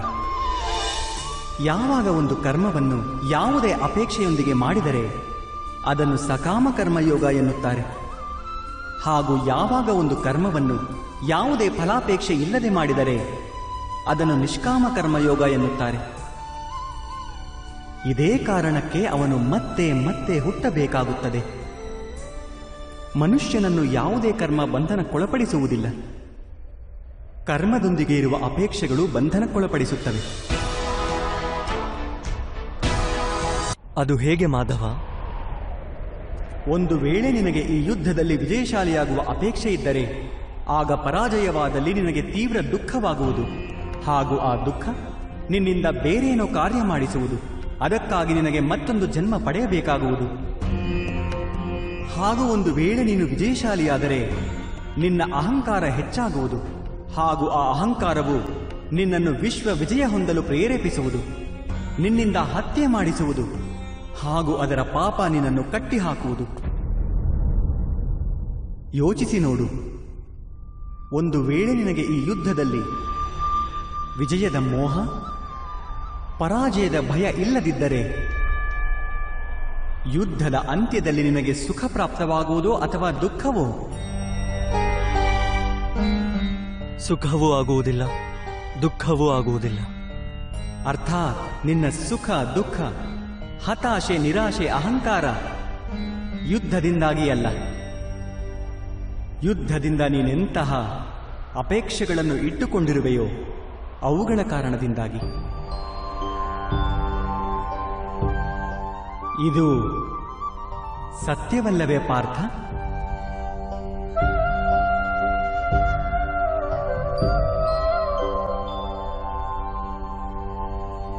ಸುಖ ದುಃಖೇ ಸಮೇ ಕೃತ್ವಾ ಲಾಭಾಲಾಭೌ ಜಯಾಜಯೌ ತತೋ ಯುದ್ಧಾಯ ಯುಜ್ಯಸ್ವ ನೇವಂ ಪಾಪ ಮವಾಪ್ಸ್ಯಸಿ. ಅರ್ಥಾತ್ ಸುಖ ದುಃಖಗಳನ್ನು ಸಮಾನವಾಗಿ ಸ್ವೀಕರಿಸಿ ಲಾಭ ಹಾನಿ ಜಯ ಪರಾಜಯಗಳ ಬಗ್ಗೆ ಯೋಚಿಸದೆ ನೀನು ಯುದ್ಧ ಮಾಡಿದರೆ ಕೌಂತೆಯ, ನೀನು ಪಾಪದ ಭಾಗಿಯಾಗುವುದಿಲ್ಲ. ಇದನ್ನೇ ಕರ್ಮಯೋಗ ಎನ್ನುತ್ತಾರೆ. ಯಾರು ಸಂಖ್ಯೆಯ ಜ್ಞಾನ ಪಡೆಯುತ್ತಾರೋ ಅವರಿಗೆ ಇದು ತಿಳಿಯುತ್ತದೆ. ಅದು ಶರೀರವಲ್ಲ, ಕೇವಲ ಒಂದು ಆತ್ಮ ಎಂದು. ಶರೀರದ ಭೋಗ ಹಾಗೂ ಅನುಭವಗಳು ಮೃತ್ಯುವಿನವರೆಗೂ ಮಾತ್ರ ಇರುತ್ತವೆ. ಅರ್ಥಾತ್ ಅವು ವಾಸ್ತವವಲ್ಲ, ಕೇವಲ ಮಾಯೆ ಮಾತ್ರ. ಅಂಥವರಿಗೆ ಕರ್ಮಯೋಗಿಯಾಗುವುದು ಸುಲಭವಾಗುತ್ತದೆ. ಆದರೆ ಮಾಧವ, ಒಂದು ವೇಳೆ ಕಾರ್ಯದ ಜೊತೆಗಿನ ಬಂಧನ ನಿರ್ಧಾರಿತವಾಗಿದ್ದರೆ ಜಗತ್ತನ್ನು ತ್ಯಜಿಸಿ ಸನ್ಯಾಸತ್ವ ತೆಗೆದುಕೊಳ್ಳುವುದು ಸೂಕ್ತವಲ್ಲವೇ? ಇದೇ ಚಿಂತನೆಯ ಕಾರಣದಿಂದ ಇಂದು ಈ ಯುದ್ಧವಾಗುತ್ತಿರುವುದು ಪಾರ್ಥ.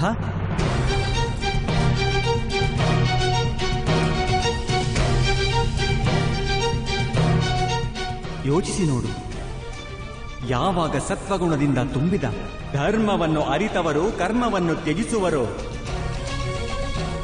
ಆಗ ಅಧರ್ಮದಿಂದ ತುಂಬಿದವರೇ ಜಗತ್ತನ್ನು ಮುನ್ನಡೆಸುತ್ತಾರೆ.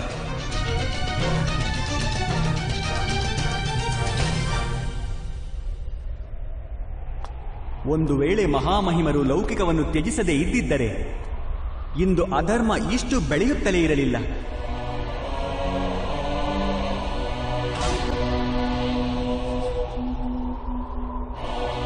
ಹಾಗೂ ನಿನ್ನ ಪಿತಾ ಸನ್ಯಾಸ ಸ್ವೀಕರಿಸದಿದ್ದರೆ ಇಂದು ಭ್ರಾತ ಯುಧಿಷ್ಠಿರ ಸುಖವಾಗಿ ರಾಜ್ಯವಾಳುತ್ತಿದ್ದರು.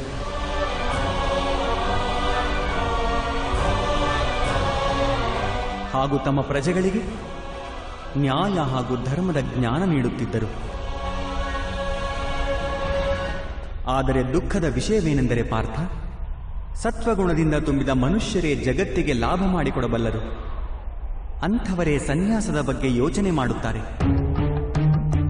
ಹೇಗೆ ಜಲ ಆವಿಯಾಗಿ ಹಾರಿ ಹೋಗುತ್ತದೆಯೋ ಹಾಗೂ ತ್ಯಾಜ್ಯ ಅಲ್ಲೇ ಬಿದ್ದಿರುತ್ತದೆಯೋ ಹಾಗೆಯೇ ಸತ್ವಗುಣದಿಂದ ತುಂಬಿದ ಸಜ್ಜನರು ಜಗತ್ತನ್ನು ತ್ಯಜಿಸಿ ಬಿಡುತ್ತಾರೆ.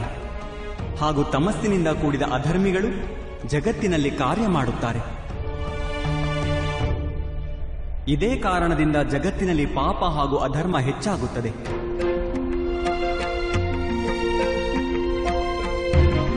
ಆದರೆ ಕರ್ಮಯೋಗ ಇಂಥ ವಿಚಿತ್ರ ಸ್ಥಿತಿಯಿಂದ ಇಡೀ ಜಗತ್ತನ್ನೇ ರಕ್ಷಿಸುತ್ತದೆ. ಕರ್ಮಯೋಗಿಯು ಫಲಾಪೇಕ್ಷೆಯನ್ನು ತ್ಯಜಿಸುತ್ತಾರೆ, ಆದರೆ ಕರ್ಮವನ್ನು ತ್ಯಜಿಸುವುದಿಲ್ಲ. ಅಂಥವರು ಇದೇ ಜಗತ್ತಿನಲ್ಲಿರುತ್ತಾರೆ. ಸನ್ಯಾಸಿಗಳ ಹಾಗೆ ಎಲ್ಲ ಕೆಲಸಗಳನ್ನೂ ಮಾಡುತ್ತಾರೆ, ಆದರೆ ಅದರಲ್ಲಿ ಮುಳುಗಿ ಹೋಗುವುದಿಲ್ಲ. ಕರ್ಮಯೋಗಿ ತನ್ನ ಸಂತಾನಗಳಿಂದ, ಸ್ವಜನರಿಂದ, ತನ್ನ ಪ್ರಜೆಗಳಿಂದ ಯಾವುದೇ ಅಪೇಕ್ಷೆ ಆಸೆಗಳನ್ನು ಇಟ್ಟುಕೊಳ್ಳುವುದಿಲ್ಲ. ಸ್ವಯಂ ಅಂಥವರಿಗೆ ಸನ್ಯಾಸದ ಲಾಭವಾಗುತ್ತದೆ, ಆದರೆ ಜಗತ್ತಿಗೆ ಲೌಕಿಕವಾದ ಲಾಭವನ್ನು ಮಾಡಿಕೊಡುತ್ತಾರೆ. ಮನುಷ್ಯ ತನ್ನ ಸಂತಾನಗಳ ಸುಖಕ್ಕಾಗಿ ಶ್ರಮ ಪಡುತ್ತಾನೆ ಮಾಧವ. ಹಾಗಾಗಿ ಸುಖದ ಅಪೇಕ್ಷೆಯನ್ನೇಕಿಟ್ಟುಕೊಳ್ಳಬಾರದು. ಮನುಷ್ಯ ತನ್ನ ಸಂತಾನಗಳಿಗಾಗಿ ಏನೇ ಮಾಡಿದರೂ ಅದು ವ್ಯಾಪಾರವೋ ಪ್ರೇಮವೋ ಪಾರ್ಥ? ಪ್ರೇಮವೇ ಮಾಧವ. ಹಾಗಾದರೆ ತನ್ನ ಕಾರ್ಯಕ್ಕೆ ಪ್ರತಿಫಲದ ಅಪೇಕ್ಷೆ ಏಕೆ ಪಾರ್ಥ?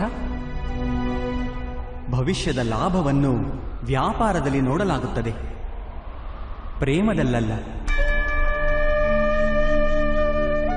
ಯಾವ ಮನುಷ್ಯ ತನ್ನ ಸಂತಾನಗಳ ಚಾರಿತ್ರ್ಯವನ್ನು ಸೂಕ್ತ ರೂಪದಲ್ಲಿ ಮಾಡುವನೋ, ಸಂತಾನಗಳಿಗೆ ಪ್ರೇಮ ಹಾಗೂ ಧರ್ಮದ ಸಂಸ್ಕಾರ ನೀಡುವನೋ, ಅವನ ಸಂತಾನಗಳು ಆ ಮನುಷ್ಯನಿಗೆ ಪ್ರೇಮ ಸುರಕ್ಷತೆಯನ್ನು ಅವಶ್ಯವಾಗಿ ನೀಡುತ್ತಾರೆ. ಸಂತಾನಗಳ ಕರ್ಮ, ಸ್ವಜನರ ಕರ್ಮ, ಅದು ಅವರ ವ್ಯವಹಾರ ಪಾರ್ಥ. ಹಾಗೂ ಎಲ್ಲಿ ಅವರ ಕರ್ಮದ ಮೇಲೆ ನಮಗೆ ಅಧಿಕಾರವಿರುವುದಿಲ್ಲವೋ ಅವರಿಂದ ಆಶಯ ಅಪೇಕ್ಷೆಗಳನ್ನು ಇಟ್ಟುಕೊಳ್ಳುವುದರಿಂದ ಏನು ಪ್ರಯೋಜನ? ಆಳವಾದ ಚಿಂತನೆ ಮಾಡಿದರೆ ಪಾರ್ಥ, ಶೀಘ್ರವೇ ನಿನಗೆ ತಿಳಿಯುತ್ತದೆ. ಜೀವನದಲ್ಲಿ ಆಸೆ ಹಾಗೂ ಅಪೇಕ್ಷೆಗಳನ್ನು ಬಯಸುವುದು ಅತೀ ಅನಿವಾರ್ಯ ಎನ್ನುವಂತಹ ಯಾವುದೇ ಕಾರ್ಯವಿಲ್ಲ.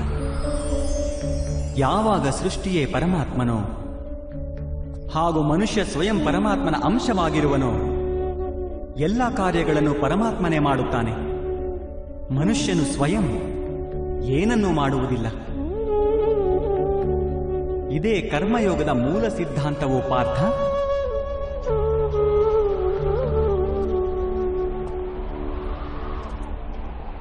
ನೀನು ಕರ್ಮಯೋಗಿಯಾಗಿ ಈ ಯುದ್ಧ ಮಾಡುವುದು ಅವಶ್ಯ ಪಾರ್ಥ.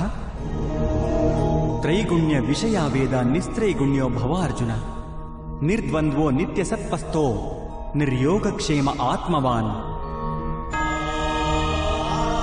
ಮೂರು ಗುಣಗಳನ್ನು ತ್ಯಾಗ ಮಾಡಿ ನಿರ್ಗುಣನಾಗು ಪಾರ್ಥ. ಈ ದ್ವಂದ್ವದಿಂದ ಮುಕ್ತನಾಗು. ಎಂದಿಗೂ ಸತ್ವ ಅರ್ಥಾತ್ ಪರಮಾತ್ಮನಲ್ಲಿ ಬುದ್ಧಿವಂತಿಕೆಯಿಂದ ಕರ್ತವ್ಯವನ್ನು ಪಾಲನೆ ಮಾಡುತ್ತಿರು. ಏನಾದರೂ ಪ್ರಾಪ್ತಿ ಹೊಂದುವ ಇಚ್ಛೆಯನ್ನು ಹಾಗೂ ಪ್ರಾಪ್ತಿ ಹೊಂದಿದ್ದನ್ನು ರಕ್ಷಿಸುವಂತಹ ಚಿಂತನೆಯನ್ನು ತ್ಯಜಿಸಿಬಿಡು ಪಾರ್ಥ. ಹಾಗೂ ನಿನ್ನ ಆತ್ಮವನ್ನು ಸ್ವತಂತ್ರಗೊಳಿಸು.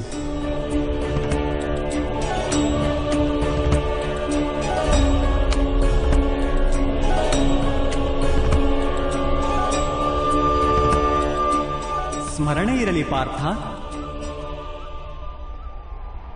ಕರ್ಮಣ್ಯೇವಾಧಿಕಾರಸ್ತೆ ಮಾ ಫಲೇಷು ಕದಾಚನ ಮಾ ಕರ್ಮಫಲ ಹೇತುರ್ಭು ಮಾತೆ ಸಂಗೋಸ್ತ್ವ ಕರ್ಮಣಿ. ನಿನ್ನ ಅಧಿಕಾರ ಕೇವಲ ಕರ್ಮ ಮಾಡಲು ಮಾತ್ರ. ಫಲವು ಭಗವಂತನ ಕೈಯಲ್ಲಿರುವುದು. ಕರ್ಮದಿಂದ ಓಡಿ ಹೋಗುವುದು ಸೂಕ್ತವಲ್ಲ, ಹಾಗೂ ಕರ್ಮಫಲದ ಅಪೇಕ್ಷೆ ಇಟ್ಟುಕೊಳ್ಳುವುದೂ ಸೂಕ್ತವಲ್ಲ.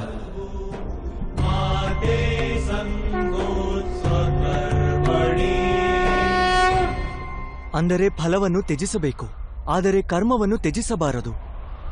ಅಂತಹ ಕರ್ಮಯೋಗಿಯನ್ನು ಗುರುತಿಸುವುದು ಹೇಗೆ ಮಾಧವ? ವಿಷಯ ವಿನಿವರ್ತಂತೆ ನಿರಹಾರಸ್ಯ ದೇಹಿನಃ ರಸವರ್ಜಂ ರಸೋಪ್ಯಸ್ಯ ಪರಂ ದೃಷ್ಟ್ಯಾ ನಿವರ್ತತೆ.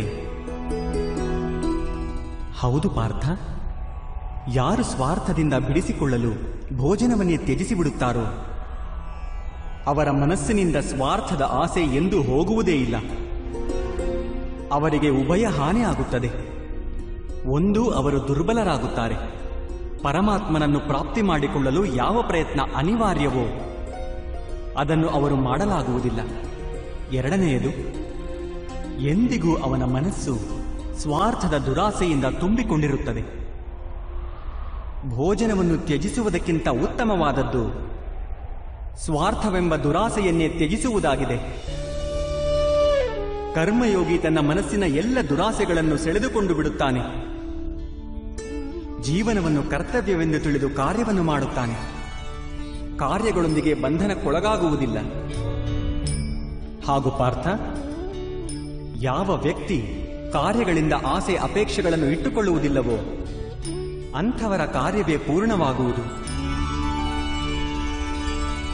ಒಂದು ಅಸಫಲತೆಯಿಂದ ದುಃಖಗೊಂಡ ಯಾರ ಮನಸ್ಸು ಓಲಾಡುವುದಿಲ್ಲವೋ, ಒಂದು ಸಫಲತೆಯಿಂದ ಆನಂದದಿಂದ ಯಾರು ತನ್ನನ್ನು ತಾನು ಸರ್ವಶ್ರೇಷ್ಠ ಎಂದುಕೊಳ್ಳುವುದಿಲ್ಲವೋ ಅಂತಹ ವ್ಯಕ್ತಿಯನ್ನೇ ಕರ್ಮಯೋಗಿ ಎನ್ನುವುದು. ಅಂತಹ ವ್ಯಕ್ತಿ ಜೀವನದಲ್ಲಿ ಮತ್ತೆ ಮತ್ತೆ ಸಫಲನಾಗುತ್ತಾನೆ.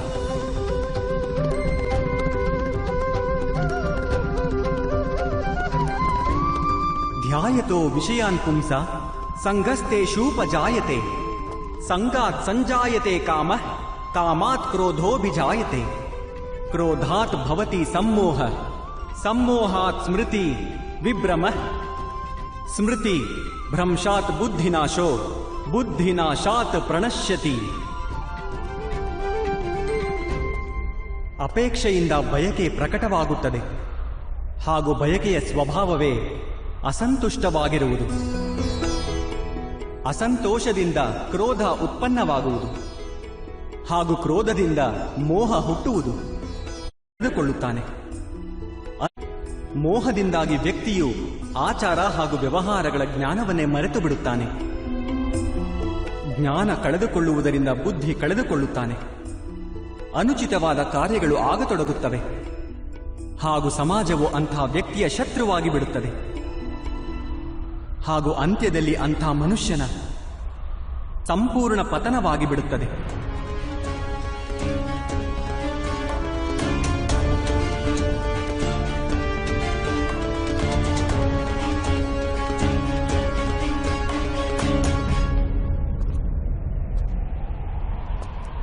ಹೇಗೆ ಭ್ರಾತ ದುರ್ಯೋಧನನಿಗೆ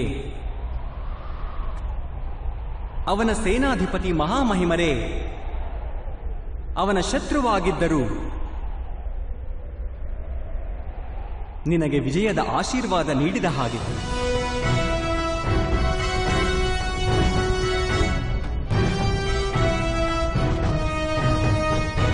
ಪಾರ್ಥ, ಕರ್ಮಯೋಗ ಬ್ರಹ್ಮವಿದ್ಯೆಯ ಎರಡನೆಯ ಚರಣವಿದ್ದಂತೆ. ಪರಮಾತ್ಮನಲ್ಲಿ ನಿನ್ನ ಬುದ್ಧಿಯನ್ನು ಸ್ಥಿರವಾಗಿಸು. ಸ್ವಯಂ ನಿನ್ನನ್ನೇ ಆತ್ಮವೆಂದು ತಿಳಿ. ಮಿಥ್ಯ ಬಂಧನಗಳಿಂದ ಮುಕ್ತನಾಗು. ಹಾಗೂ ಫಲಾಪೇಕ್ಷೆಗಳನ್ನು ತ್ಯಾಗ ಮಾಡಿ ಕೇವಲ ಕರ್ಮ ಮಾಡುತ್ತಿರು.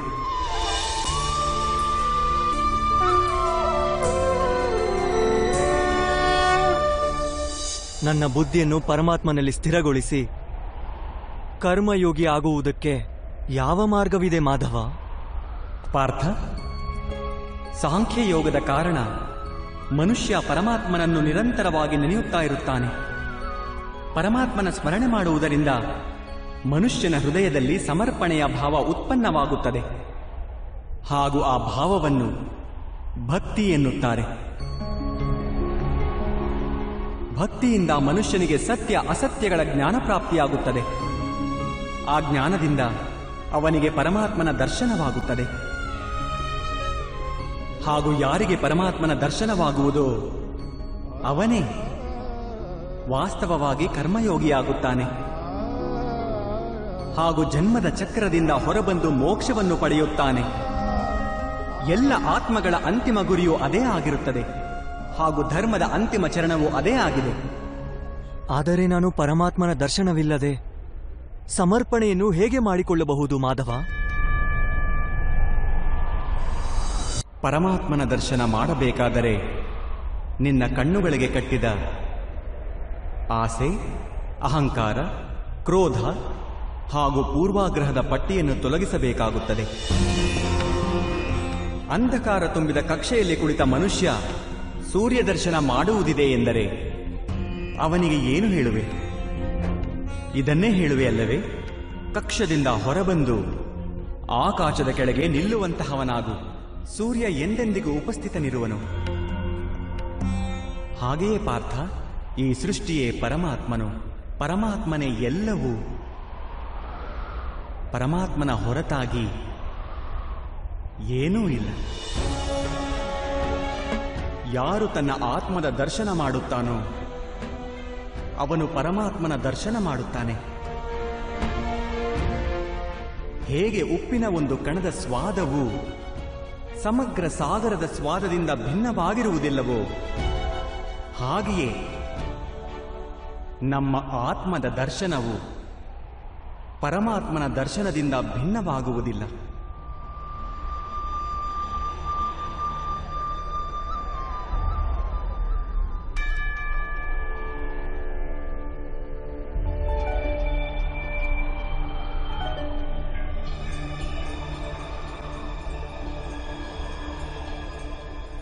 ಅರ್ಥಾತ್ ಮಾಧವ, ನೀನೇ ಪರಮಾತ್ಮನೇ?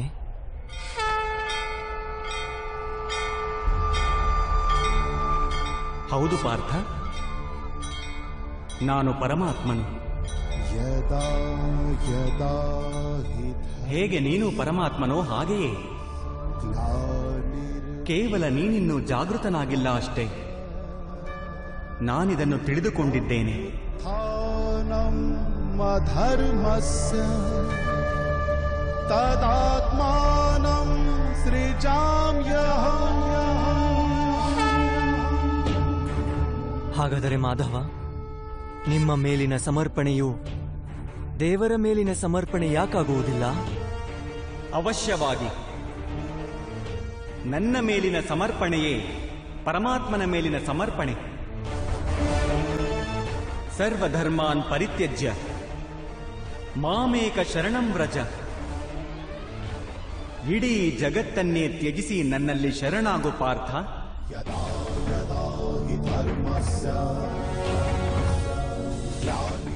ನಾನೇ ಜಗತ್ತು, ನಾನೇ ಜಗತ್ತಿನ ಪ್ರತಿ ಕಣವು, ನಾನೇ ಸೂರ್ಯನು ಹಾಗೂ ನಾನೇ ಚಂದ್ರನು, ನಾನೇ ನಕ್ಷತ್ರವು ಹಾಗೂ ನಾನೇ ಎಲ್ಲಾ ಗ್ರಹಗಳು.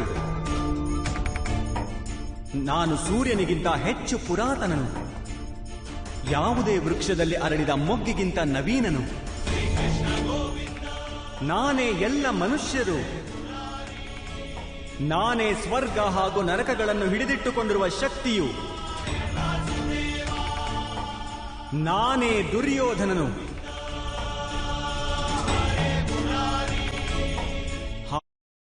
ಹಾಗೂ ನಾನೇ ಅರ್ಜುನನೂ ಆಗಿದ್ದೇನೆ.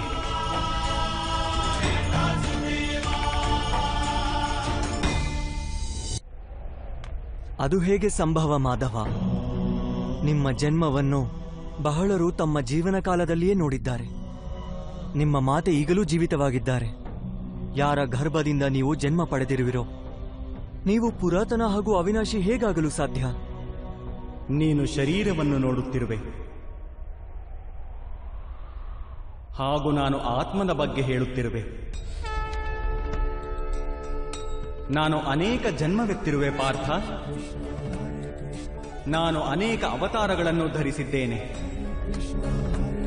ಅನೇಕ ಶರೀರಗಳಾಗಿರುವೆ. ನಾನು ಇದೇ ಮಣ್ಣಿನಲ್ಲಿ ಸೇರಿರುವೆ.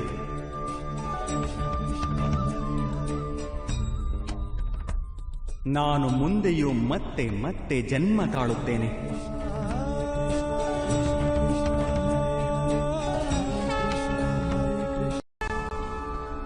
ಯಾವಾಗ ಧರ್ಮದ ಅವನತಿಯಾಗುವುದೋ, ಯಾವಾಗ ಅಧರ್ಮದಲ್ಲಿ ಉನ್ನತಿಯಾಗುವುದೋ, ಆಗೆಲ್ಲ ಸತ್ಪುರುಷರ ಉದ್ಧಾರಕ್ಕಾಗಿ, ಅಧರ್ಮೀಯರ ವಿನಾಶಕ್ಕಾಗಿ, ಧರ್ಮದ ಪುನಃಸ್ಥಾಪನೆಗಾಗಿ ನಾನು ಮತ್ತೆ ಮತ್ತೆ ಜನ್ಮ ತಾಳುತ್ತೇನೆ.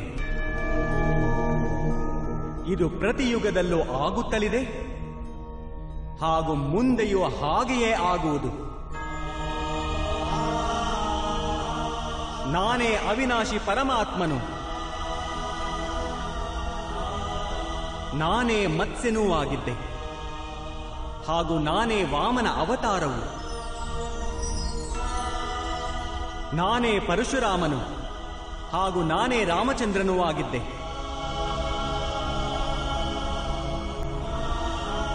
ನಾನೇ ಬ್ರಹ್ಮ, ವಿಷ್ಣು ಹಾಗೂ ಮಹೇಶ್ವರನು, ಹಾಗೂ ನಾನೇ ಸರಸ್ವತಿ, ಕಾಳಿ ಹಾಗೂ ಲಕ್ಷ್ಮಿಯೂ ಕೂಡ.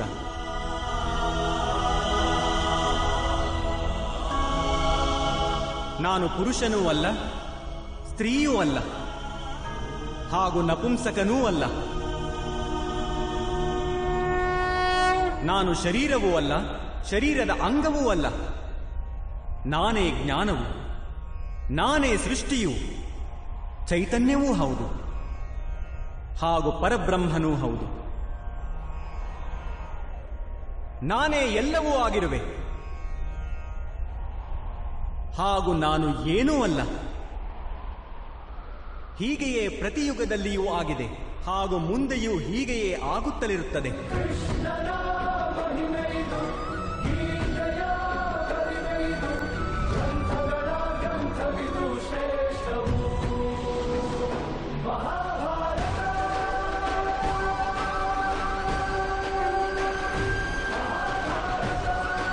ಯಾವಾಗ ಆತ್ಮಜ್ಞಾನವನ್ನು ಪ್ರಾಪ್ತಿ ಮಾಡಿಕೊಳ್ಳುವಿಯೋ, ಸ್ವಯಂ ನೀನು ನಿನ್ನೊಂದಿಗೆ ಇರುವುದು ತಿಳಿಯುವುದು. ಆಗ ನೀನು ನನ್ನ ಹಾಗೆಯೇ ನಿನ್ನನ್ನೇ ಪರಮಾತ್ಮನ ರೂಪದಲ್ಲಿಯೇ ಕಾಣುವೆ. ಆದರೆ ಆ ಪಟ್ಟವನ್ನು ಪ್ರಾಪ್ತಿ ಮಾಡಿಕೊಳ್ಳಲು ನನ್ನ ಮೇಲಿನ ಸಂಪೂರ್ಣ ಸಮರ್ಪಣೆ ಅನಿವಾರ್ಯವಾಗಿದೆ. ಸಮರ್ಪಣೆ ಎಂದರೇನು ಮಾಧವ? ಸಮರ್ಪಣೆ ಮನಸ್ಸಿನ ಅಂಥ ಸ್ಥಿತಿಯ ಹೆಸರು. ಯಾವಾಗ ಮನುಷ್ಯ ತನ್ನೆಲ್ಲ ಸಂಕಲ್ಪಗಳನ್ನು ತ್ಯಜಿಸುತ್ತಾನೋ, ತನಗಾಗಿ ಯಾವುದೇ ಪ್ರಕಾರದ ನಿರ್ಣಯ ಅಥವಾ ಪ್ರತಿಜ್ಞೆಯನ್ನು ಮಾಡುವುದಿಲ್ಲ. ಯಾವ ಪ್ರಕಾರದ ಕಾರ್ಯವನ್ನು ಅವನಿಗೆ ಕೊಡಲಾಗುವುದೋ ಅದೇ ಪ್ರಕಾರದ ಕಾರ್ಯವನ್ನು ಮಾಡುತ್ತಾನೆ. ವಾಸ್ತವವಾಗಿ ಸಮರ್ಪಣೆಯ ಅರ್ಥವೇನೆಂದರೆ, ತನ್ನನ್ನು ತಾನೇ, ತನ್ನ ಮನಸ್ಸನ್ನು, ಬುದ್ಧಿಯನ್ನು, ಜ್ಞಾನವನ್ನು, ಇಚ್ಛೆಯನ್ನು, ಆಶಯವನ್ನು ಹಾಗೂ ಭಾವನೆಯನ್ನು, ತನ್ನ ಸರ್ವಸ್ವವನ್ನು ಯಾರಿಗೋ ಅರ್ಪಣೆ ಮಾಡುವುದಾಗಿದೆ. ಹಾಗೂ ಅಂಥ ಸಮರ್ಪಣೆಯನ್ನು ಭಕ್ತಿ ಎನ್ನುತ್ತಾರೆ.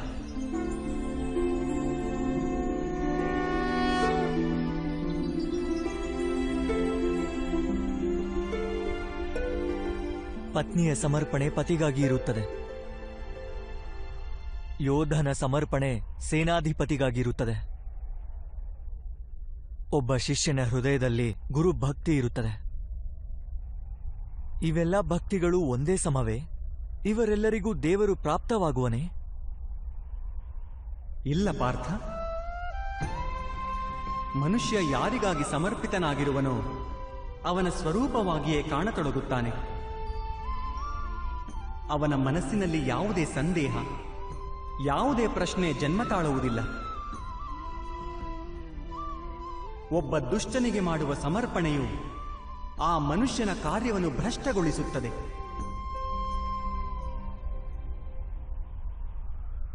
ಅಂಗರಾಜಕರ್ಣನು ಧರ್ಮವನ್ನು ತಿಳಿದಿದ್ದರೂ ಕೂಡ ದ್ಯೂತ ಸಭೆಯಲ್ಲಿ ಪಾಂಚಾಲಿಗೆ ನಿಂದನೆ ಮಾಡಿದ್ದನು. 5 ಪುರುಷರೊಂದಿಗೆ ಸಂಬಂಧವಿಟ್ಟುಕೊಂಡವಳನ್ನು ವೇಶ್ಯರಾಗಿರುತ್ತಾರಂತ ಸ್ತ್ರೀಯರು. ಅದಕ್ಕೆ ಕಾರಣ ಅಂಗರಾಜನಿಗೆ ಭ್ರಾತ ದುರ್ಯೋಧನನ ಬಗ್ಗೆ ಇರುವ ಸಮರ್ಪಣೆ. ಈ ಯುದ್ಧದಲ್ಲಿ ಅವನಿಗೆ ಯಾವ ಶಿಕ್ಷೆ ದೊರೆಯುವುದೋ ಅದು ಯಾವುದೇ ಜನ್ಮ ಅಥವಾ ಜಾತಿಗಾಗಿ ಅಲ್ಲ, ಆದರೆ ಒಬ್ಬ ದುಷ್ಟನ ಪ್ರತಿ ಅವನಿಗಿರುವ ಸಮರ್ಪಣೆಯ ಕಾರಣಕ್ಕೆ ಶಿಕ್ಷೆ ದೊರೆಯುವುದು. ಆದ್ದರಿಂದಲೇ ಹೇ ಧನಂಜಯ, ಸಮರ್ಪಣೆ ಉತ್ತಮರ ಪರವಾಗಿ ಇರುವುದು ಅವಶ್ಯಕ. ಅದರಿಂದಲೇ ಮನುಷ್ಯ ಉತ್ತಮನಾಗುತ್ತಾನೆ. ಕಬ್ಬಿಣದ ಸರಪಳಿಯಿಂದ ಅಪರಾಧಿಯನ್ನು ಕಟ್ಟಲಾಗುತ್ತದೆ.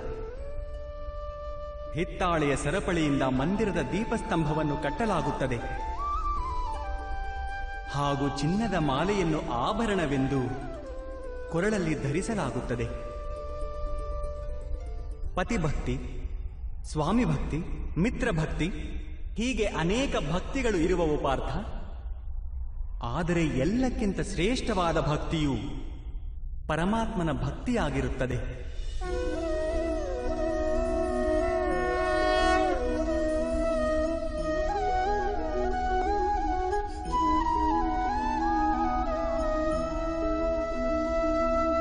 ಪರಮಾತ್ಮನ ಭಕ್ತಿಗೆ ಸಾಂಖ್ಯ ಅಥವಾ ಕರ್ಮಯೋಗದೊಂದಿಗೆ ಏನು ಸಂಬಂಧವಿದೆ? ಸಾಂಖ್ಯ ಯೋಗದಿಂದ ಮನುಷ್ಯ ತನ್ನನ್ನು ಆತ್ಮಸ್ವರೂಪಿಯಾಗಿ ತಿಳಿದುಕೊಳ್ಳುತ್ತಾನೆ. ಕರ್ಮಯೋಗದಿಂದ ಅವನು ಜೀವನದ ಬಂಧನದಿಂದ ಕಳಚಿಕೊಳ್ಳುತ್ತಾನೆ. ಹಾಗೆಯೂ ಭಕ್ತಿಯ ಕಾರಣದಿಂದ ಮನುಷ್ಯನಿಗೆ ಪರಮಾತ್ಮನ ವಾಸ್ತವಿಕ ರೂಪದ ಜ್ಞಾನ ದೊರೆಯುತ್ತದೆ. ಪರಮಾತ್ಮನ ಜ್ಞಾನದಿಂದ ಮನುಷ್ಯನು ಜನ್ಮ ಮರಣದ ಚಕ್ರಗಳಿಂದ ಕಳಚಿಕೊಂಡು ಸಚ್ಚಿದಾನಂದ ಸ್ವರೂಪವನ್ನು ಪ್ರಾಪ್ತಿ ಹೊಂದುತ್ತಾನೆ. ಪರಮಾತ್ಮನಲ್ಲಿ ಒಂದಾಗಿ ಸ್ವಯಂ ಪರಮಾತ್ಮನಾಗುತ್ತಾನೆ. ಹೇಗೆ ನೀರಿನ ಚಿಕ್ಕ ಹನಿಯೂ ಕೂಡ ಸಾಗರವನ್ನು ಸೇರಿದಾಗ ಸ್ವಯಂ ಸಾಗರವೇ ಆಗುವುದೋ ಹಾಗೆ. ಅರ್ಥಾತ್ ಈ ಶರೀರಕ್ಕೆ ಯಾವುದೇ ಮಹತ್ವವೇ ಇಲ್ಲವೇ ಮಾಧವ? ಅವಶ್ಯವಾಗಿ ಮಹತ್ವವಿದೆ ಪಾರ್ಥ. ಶರೀರದ ಮಾಧ್ಯಮದಿಂದಲೇ ಮನುಷ್ಯನಿಗೆ ಪರಮಾತ್ಮನ ಸಾಕ್ಷಾತ್ಕಾರವಾಗುತ್ತದೆ. ಮೃತ್ಯು ಹಾಗೂ ಹೊಸ ಜನ್ಮದ ಮಧ್ಯದ ಸಮಯದಲ್ಲಿ ಆತ್ಮಜ್ಞಾನದಲ್ಲಿ ವೃದ್ಧಿಯಾಗಲಾರದು. ಈ ಜನ್ಮದಲ್ಲಿ ದೊರೆತ ಅನುಭವ, ಜ್ಞಾನ, ಚಿಂತನೆ ಹಾಗೂ ಅಭ್ಯಾಸವನ್ನು ತೆಗೆದುಕೊಂಡೇ ಆತ್ಮವು ಹೊಸ ಶರೀರವನ್ನು ಪಡೆಯುತ್ತದೆ. ಆತ್ಮದ ಪ್ರಗತಿ ಹಾಗೂ ಅಧೋಗತಿ ಶರೀರದಲ್ಲಿದ್ದರೆ ಮಾತ್ರ ಸಂಭವವಾಗುವುದು.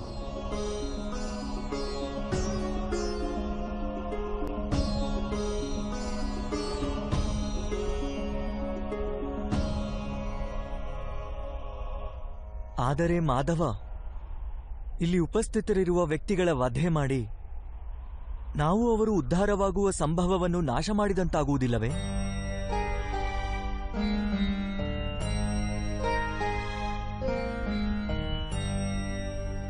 ನಿನ್ನ ಶತ್ರುಗಳು ಧರ್ಮದ ಮಿತಿಯನ್ನು ಮೀರಿಬಿಟ್ಟಿರುವರು ಪಾರ್ಥ.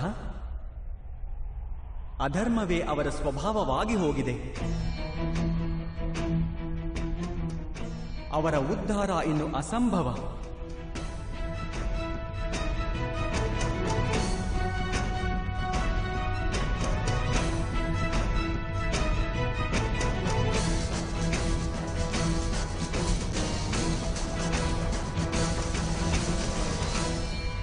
ಅಪರಾಧಿಗೆ ಒಂದು ಮಿತಿಯವರೆಗೆ ಮಾತ್ರ ಉದ್ಧಾರದ ಅವಕಾಶವನ್ನು ಕೊಡಬಹುದು.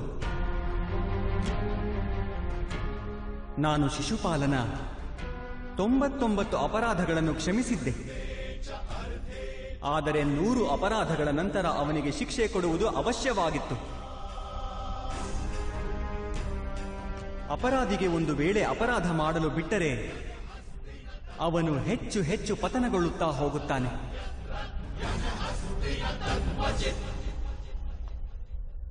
ಅವನು ಅಧರ್ಮ ಮಾಡದಂತೆ ತಡೆಯುವುದರಲ್ಲಿಯೇ ಕರುಣೆ ಇದೆ ಪಾರ್ಥ. ಈ ಆತ್ಮಗಳು ಸಾಯುವುದಿಲ್ಲ. ಅಧರ್ಮದಿಂದ ಭ್ರಷ್ಟವಾದ ಈ ಶರೀರವನ್ನು ತ್ಯಜಿಸಿ ಹೊಸ ಶರೀರವನ್ನು ಪಡೆದುಕೊಳ್ಳುತ್ತವೆ. ಹಾಗೂ ಆ ಶರೀರದಲ್ಲಿ ಅವರ ಪ್ರಗತಿಯ ಸಾಧ್ಯತೆ ಹೆಚ್ಚಾಗಿರುವುದು. ಈ ಚಿಂತನೆಯಿಂದ ನೀನು ಯುದ್ಧ ಮಾಡಿದರೆ ಅದೇ ಯೋಗ್ಯವಾದುದು. ಮನುಷ್ಯನ ಶರೀರ ಅವನ ಸಂಪತ್ತೂ ಹೌದು ಹಾಗೂ ಮಿತಿಯೂ ಹೌದು. ಧರ್ಮ ಮಾರ್ಗದಲ್ಲಿ ಪ್ರಯಾಣ ಬೆಳೆಸುವ ಮನುಷ್ಯನು ತನ್ನ ಶರೀರವನ್ನು ಶುದ್ಧಗೊಳಿಸಿಕೊಳ್ಳುತ್ತಾನೆ ಹಾಗೂ ಆ ಮೂಲಕ ಆತ್ಮದ ಸಾಕ್ಷಾತ್ಕಾರ ಮಾಡಿಕೊಳ್ಳುತ್ತಾನೆ. ಇದನ್ನೇ ಕ್ಷೇತ್ರಜ್ಞ ಸಂಬಂಧವೆಂದು ಕರೆಯಲಾಗಿದೆ. ನನಗೆ ಇದರ ಅರ್ಥ ತಿಳಿಯಲಿಲ್ಲ ಮಾಧವ. ಯಾವಾಗ ಮನುಷ್ಯನಿಗೆ ತಿಳಿಯುವುದೋ ತನ್ನ ಶರೀರವು ಭೂಮಿಯ ಒಂದು ಭಾಗ ಎಂದು, ಅರ್ಥಾತ್ ಕ್ಷೇತ್ರವೆಂದು, ಹಾಗೂ ಆ ಶರೀರದಲ್ಲಿ ವಾಸಿಸುವವನು ಆ ಶರೀರವನ್ನು ತಿಳಿಯುವವನು ಅರ್ಥಾತ್ ಕ್ಷೇತ್ರಜ್ಞನಾಗುತ್ತಾನೆ. ಆಗ ಅವನು ಆ ಶರೀರದ ಮೂಲಕ ತನ್ನ ಪ್ರಗತಿಯನ್ನು ಸಾಧಿಸುತ್ತಾನೆ. ಆತ್ಮವು ಶರೀರದಲ್ಲಿದ್ದುಕೊಂಡು 3 ಗುಣಗಳ ಸಮತೋಲನ ಮಾಡುತ್ತದೆ. ತಮಸ್ಸನ್ನು ಕಡಿಮೆ ಮಾಡಿ ಸತ್ವವನ್ನು ಹೆಚ್ಚಿಸಿಕೊಳ್ಳುವ ಉಪಾಯ ಹುಡುಕುತ್ತದೆ ಹಾಗೂ ಭಗವಂತನ ಭಕ್ತಿಯ ಮೂಲಕ ಆ ಪರಮಾತ್ಮನೊಂದಿಗೆ ಐಕ್ಯವಾಗುತ್ತದೆ. ಇದನ್ನು ಹೇಗೆ ಮಾಡಲಾಗುವುದು ಮಾಧವ? ಸಮರ್ಪಣೆಯೇ ಭಕ್ತಿಯಲ್ಲವೇ? ಅಲ್ಲ ಪಾರ್ಥ, ಸಮರ್ಪಣೆಯು ಭಕ್ತಿಯ ಪ್ರಥಮ ಚರಣವಷ್ಟೇ. ವಾಸ್ತವದಲ್ಲಿ ಭಕ್ತಿ ಯಾವುದೇ ಕಾರ್ಯದ ಹೆಸರಲ್ಲ, ಅದು ಕೇವಲ ಮನಸ್ಥಿತಿಯ ಹೆಸರು ಮಾತ್ರ. ಅವಶ್ಯವಾಗಿ ಮನುಷ್ಯನು ಜಪ, ತಪ, ಯಜ್ಞ, ಯಾಗ, ಯಮ, ನಿಯಮ, ಯೋಗ ಹಾಗೂ ಸ್ವಯಂ ಅಧ್ಯಯನದ ಮೂಲಕ ಅಂತರಂಗವನ್ನು ಶುದ್ಧಿಗೊಳಿಸಿಕೊಳ್ಳಬೇಕು ಹಾಗೂ ಪರಮಾತ್ಮನ ಪ್ರತಿ ಸಮರ್ಪಿತನಾಗಿರಬೇಕು. ಮನುಷ್ಯ ತನ್ನ ಎಲ್ಲ ಕಾರ್ಯಗಳ ಫಲಗಳು, ತನ್ನ ಜೀವನದ ಪ್ರತಿಯೊಂದು ಉಸಿರನ್ನು ಪರಮಾತ್ಮನಿಗೆ ಸಮರ್ಪಿಸುತ್ತಲಿರಬೇಕು.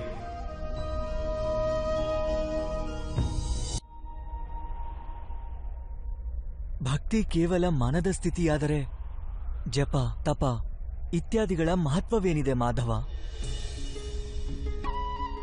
ಹೇಗೆ ಇಂದು ಶುದ್ಧ ಮಾಡಿದ ಪಾತ್ರೆಯು ನಾಳೆ ಮತ್ತೆ ಕೊಳೆಯಾಗುವುದೋ ಹಾಗೆಯೇ ಮನುಷ್ಯನ ಮನಸ್ಸು ಮತ್ತೆ ಮತ್ತೆ ಪರಮಾತ್ಮನಿಂದ ದೂರವಾಗುತ್ತದೆ. ಆದ್ದರಿಂದಲೇ ಅವಶ್ಯವಾಗಿ ಜಪ, ತಪ, ಸ್ವಯಂ ಅಧ್ಯಯನ ಇತ್ಯಾದಿಗಳ ಮೂಲಕ ತನಗೆ ತಾನೇ ಇದನ್ನು ನೆನಪಿಸಿಕೊಳ್ಳುತ್ತಿರಬೇಕು. ತನ್ನ ಜೀವನ ಪರಮಾತ್ಮನಿಗೆ ಸಮರ್ಪಿತವಾಗಿದೆ ಎನ್ನುವುದು. ಯಾವ ತಟದಲ್ಲಿ ಮುಳುಗೇಳಬೇಕೋ ಅದಕ್ಕೆ ಮಹತ್ವವಿಲ್ಲ. ಮಹತ್ವವಿರುವುದು ಮುಳುಗೇಳುವುದಕ್ಕೆ. ಭಕ್ತಿಯೋಗಕ್ಕೆ ಒಂದೇ ಸಾರವಿದೆ ಪಾರ್ಥ. ಮನುಷ್ಯ ತನ್ನ ಜೀವನವನ್ನು ಪರಮಾತ್ಮನಿಗೆ ಅರ್ಪಣೆ ಮಾಡಿ ಪರಮಾತ್ಮನ ಭಕ್ತಿಯಲ್ಲಿರುವುದು ಹಾಗೂ ಸತ್ವಗುಣದಿಂದ ಕೂಡಿದ ಸಂಪತ್ತನ್ನು ಸುರಕ್ಷಿತವಾಗಿ ಇಟ್ಟುಕೊಳ್ಳುವುದು. ಸತ್ವಗುಣ, ಸಂಪತ್ತು ಎಂದು ಯಾವುದಕ್ಕೆ ಹೇಳುತ್ತಾರೆ ಮಾಧವ? ಅಹಿಂಸಾ, ಸತ್ಯಂ, ಕ್ರೋಧ, ತ್ಯಾಗ, ಶಾಂತಿರ ಪೈಶುನಂ, ದಯಾಭೂತೇಶ್ವ ಲೋಲುಪ್ತ್ವಂ, ಮಾರ್ದವಂ ಹ್ರೀರ ಚಾಪಲಂ, ತೇಜಃ ಕ್ಷಮಾ ಧೃತಿ, ಶೌಚಮದ್ರೋಹೋ ನಾತಿಮಾನಿತ, ಭವಂತಿ ಸಂಪದಂ ದೈವೀಂ ಅಭಿಜಾತಸ್ಯ ಭಾರತ. ಯಾವುದೇ ಕಾರಣವಿಲ್ಲದೆ ಸ್ವಾರ್ಥಕ್ಕಾಗಿ ಹಿಂಸೆ ಮಾಡುವುದು ಅಧರ್ಮವಾಗುವುದು ಪಾರ್ಥ. ವಾಸ್ತವವಾಗಿ ಅಹಿಂಸೆಯೇ ಪರಮಧರ್ಮ ಹಾಗೂ ಅದರೊಂದಿಗೆ ಸತ್ಯ, ಕ್ರೋಧ ಮಾಡದೇ ಇರುವುದು ತ್ಯಾಗ, ಮನದ ಶಾಂತಿ, ನಿಂದನೆ ಮಾಡದೇ ಇರುವುದು ದಯಾಭಾವ, ಸುಖದೆಡೆಗೆ ಆಕರ್ಷಿತನಾಗದೇ ಇರುವುದು, ಯಾವುದೇ ಕಾರಣವಿಲ್ಲದೆ ಯಾವುದೇ ಕಾರ್ಯ ಮಾಡದೇ ಇರುವುದು ವೇಗ, ಕ್ಷಮೆ, ತಾಳ್ಮೆ, ಈ ಶರೀರದ ಶುದ್ಧತೆ, ಧರ್ಮದ್ರೋಹ ಮಾಡದೇ ಇರುವುದು ಹಾಗೂ ಅಹಂಕಾರ ಮಾಡದೇ ಇರುವುದು, ಇವೆಲ್ಲ ಗುಣಗಳನ್ನು ಸತ್ವಗುಣ ಸಂಪತ್ತು ಅಥವಾ ದೈವಿ ಸಂಪತ್ತು ಎನ್ನಲಾಗುವುದು. ಇವುಗಳಿಂದಾಗಿಯೇ ಮನುಷ್ಯ ಪರಮಾತ್ಮನ ಅರ್ಥಾತ್ ನನ್ನ ಭಕ್ತಿ ಮಾಡುತ್ತಾನೆ. ಜೀವನದ ಕರ್ತವ್ಯಗಳ ಪಾಲನೆ ಮಾಡುತ್ತಾ ಧರ್ಮದ ಸ್ಥಾಪನೆ ಮಾಡುತ್ತಾನೆ ಹಾಗೂ ಕರ್ಮಫಲದ ಅಪೇಕ್ಷೆಯನ್ನು ತ್ಯಜಿಸಿ ಜೀವನ ಮಾಡುತ್ತಾನೆ. ಅಂಥವರಿಗೆ ನಾನು ನಿಸ್ಸಂದೇಹವಾಗಿ ಈ ಜನ್ಮದಲ್ಲಿ ಸಂತೋಷ ನೀಡುತ್ತೇನೆ ಹಾಗೂ ಮೃತ್ಯುವಿನ ನಂತರ ನನ್ನ ಅಂತರಂಗದಲ್ಲಿ ಸ್ಥಾನ ನೀಡುತ್ತೇನೆ.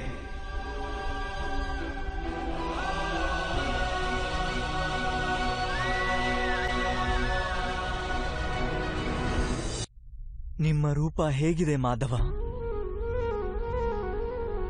ಸಾಂಖ್ಯ ಯೋಗದ ಮಾಧ್ಯಮದಿಂದ ನಾನು ತಿಳಿದುಕೊಂಡೆ ನಾನು ಒಂದು ಆತ್ಮವೆಂದು, ಅಮರನೆಂದು, ಹಾಗೂ ಈ ನಶ್ವರ ಶರೀರದಲ್ಲಿ ಕೇವಲ ಕೆಲ ಸಮಯದವರೆಗೆ ವಾಸಿಸುವೆ ಎಂದು.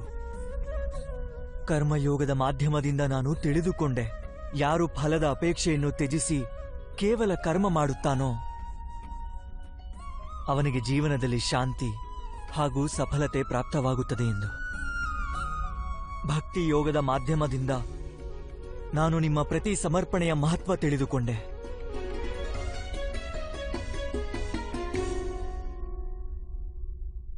ಆದರೆ ಮಾಧವ, ನೀವು ಹೇಳಿದ್ದಿರಿ ಇಲ್ಲಿ ಎಲ್ಲೆಲ್ಲೂ ಮನುಷ್ಯನಲ್ಲ ಕೇವಲ ಪರಮಾತ್ಮನಿರುವನೆಂದು.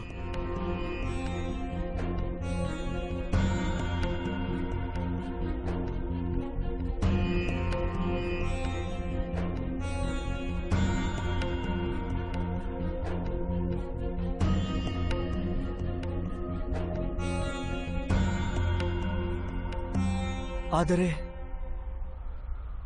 ಈಗಲೂ ನನಗೆ ಇಲ್ಲಿ ಕೇವಲ ಮನುಷ್ಯರು ಕಾಣುತ್ತಿರುವರು, ಕೇವಲ ಮನುಷ್ಯರು ಮಾಧವ.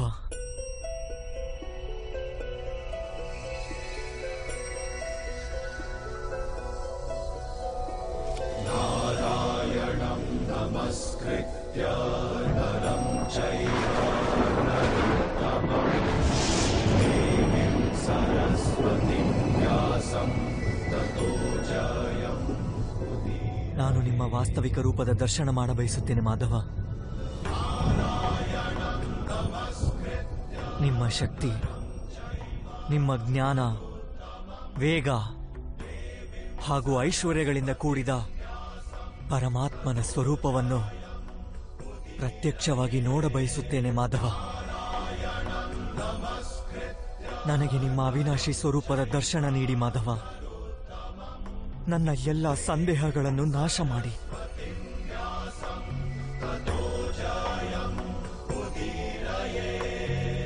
ನನಗೆ ದರ್ಶನ ಕರುಣಿಸಿ ಮಾಧವ.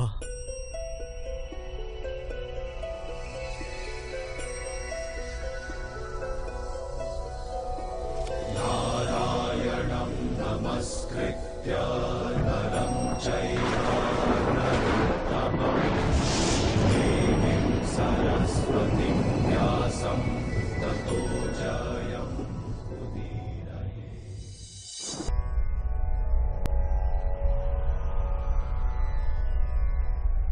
ನೋಡು ಪಾರ್ಥ,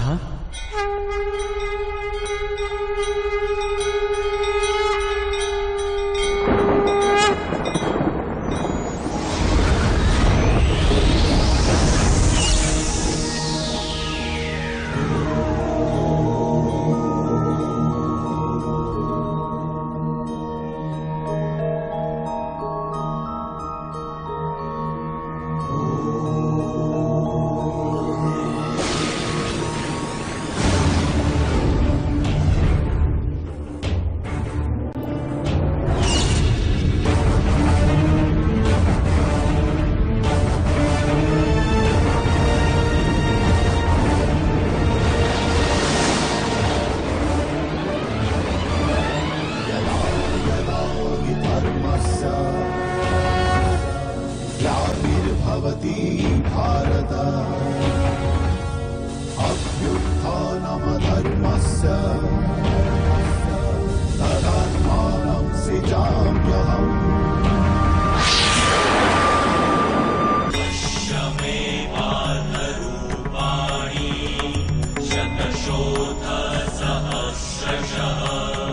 ಸಾಂಖ್ಯ ಯೋಗದಿಂದ ಕರ್ಮಯೋಗ, ಕರ್ಮಯೋಗದಿಂದ ಭಕ್ತಿಯೋಗ ಹಾಗೂ ಭಕ್ತಿಯೋಗದಿಂದ ಜ್ಞಾನದ ಪ್ರಾಪ್ತಿಯಾಗುತ್ತದೆ.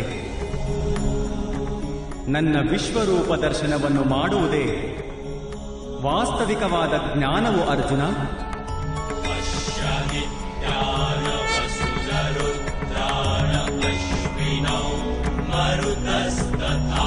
ಇದೇ ಒಂದು ಜ್ಞಾನವು ವಿಶ್ವದಲ್ಲಿ ಎಲ್ಲ ಜ್ಞಾನ ಹಾಗೂ ವಿಜ್ಞಾನಗಳ ಆಧಾರವಾಗಿದೆ. ಇದೇ ಜ್ಞಾನವು ಮುಕ್ತಿಯನ್ನು ದೊರಕಿಸಿಕೊಡುತ್ತದೆ. ದೇವತೆಗಳಿಗೂ ಯಾವ ದರ್ಶನ ಸುಲಭವಾಗಿ ಪ್ರಾಪ್ತವಾಗುವುದಿಲ್ಲವೋ ಅಂತಹ ವಾಸ್ತವಿಕ ರೂಪವನ್ನು ನಿನಗೆ ತೋರುತ್ತಿರುವೆನು ಅರ್ಜುನ.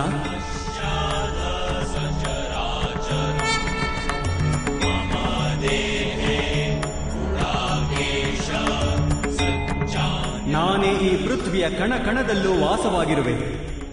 ಹಾಗೂ ಈ ಪೃಥ್ವಿ, ಸೂರ್ಯ, ಚಂದ್ರ, ನಕ್ಷತ್ರ ಹಾಗೂ ತಾರಾಮಂಡಲಗಳು ನನ್ನೊಳಗೆ ವಾಸ ಮಾಡುತ್ತವೆ.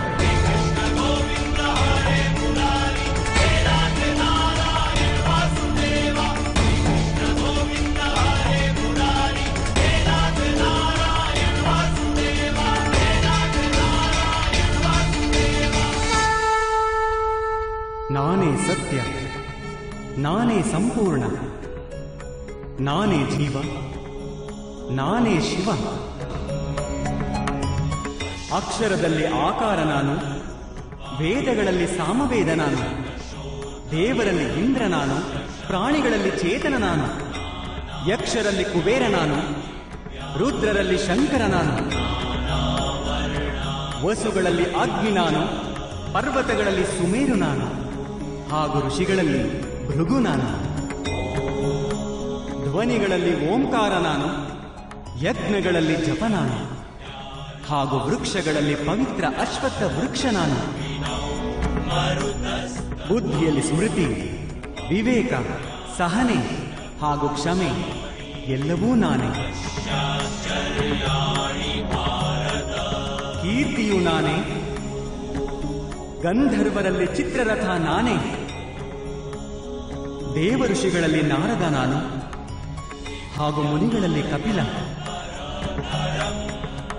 ಅಶ್ವಗಳಲ್ಲಿ ಉಚ್ಚೈಶ್ರವ, ಗಜಗಳಲ್ಲಿ ಐರಾವತ, ಹಾಗೂ ಪಶುಗಳಲ್ಲಿ ಸಿಂಹ ನಾನು, ಪಕ್ಷಿಗಳಲ್ಲಿ ಗರುಡ, ಮನುಷ್ಯರಲ್ಲಿ ರಾಜ ನಾನು, ಶಸ್ತ್ರಗಳಲ್ಲಿ ವಜ್ರ ನಾನು,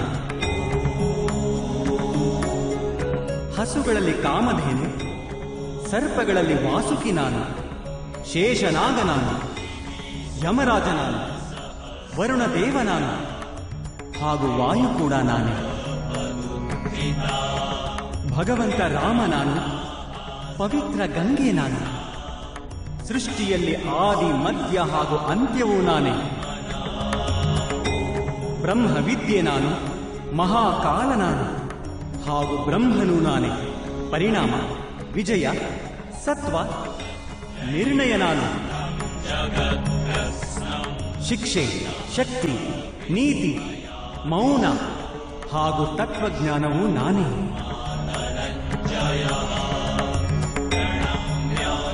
ವಾಸುದೇವ ನಾನು, ಅರ್ಜುನ ನಾನು, ವೇದ ವ್ಯಾಸ ನಾನು. ಅಂಥದ್ದೇನೂ ಇಲ್ಲ ಯಾವುದು ನಾನಲ್ಲವೋ. ಅಂಥ ಯಾವುದೇ ಸ್ಥಳವಿಲ್ಲ ಎಲ್ಲಿ ನಾನಿಲ್ಲವೋ. ನಾನೇ ಸಮಯವೂ ಹೌದು, ನಾನೇ ಜೀವನ ಹಾಗೂ ಮೃತ್ಯುವೂ ಹೌದು ಅರ್ಜುನ. ಇಲ್ಲಿ ಉಪಸ್ಥಿತರಿರುವ ಎಲ್ಲ ಮನುಷ್ಯರ ಮೃತ್ಯುವಾಗಿ ನಿಂತಿರುವೆ ನಾನು.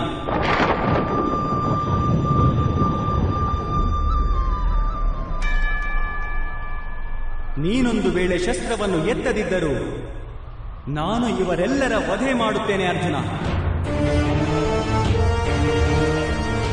ಹಾಗಾಗಿ ಮೋಹವನ್ನು ತ್ಯಜಿಸು ಹಾಗೂ ನಿನ್ನ ಕರ್ತವ್ಯವನ್ನು ನೋಡು. ಧರ್ಮದ ಭಾರವನ್ನು ಹೊತ್ತುಕೋ. ಗಾಂಡೀವ ಎತ್ತಿ ಶರಹೂಡಲು ಸಿದ್ಧನಾಗು.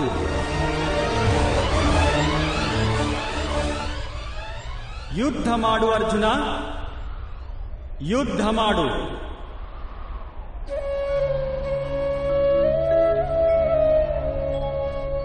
ಹೇ ಮಾಧವ, ಹೇ ಮಧುಸೂದನ,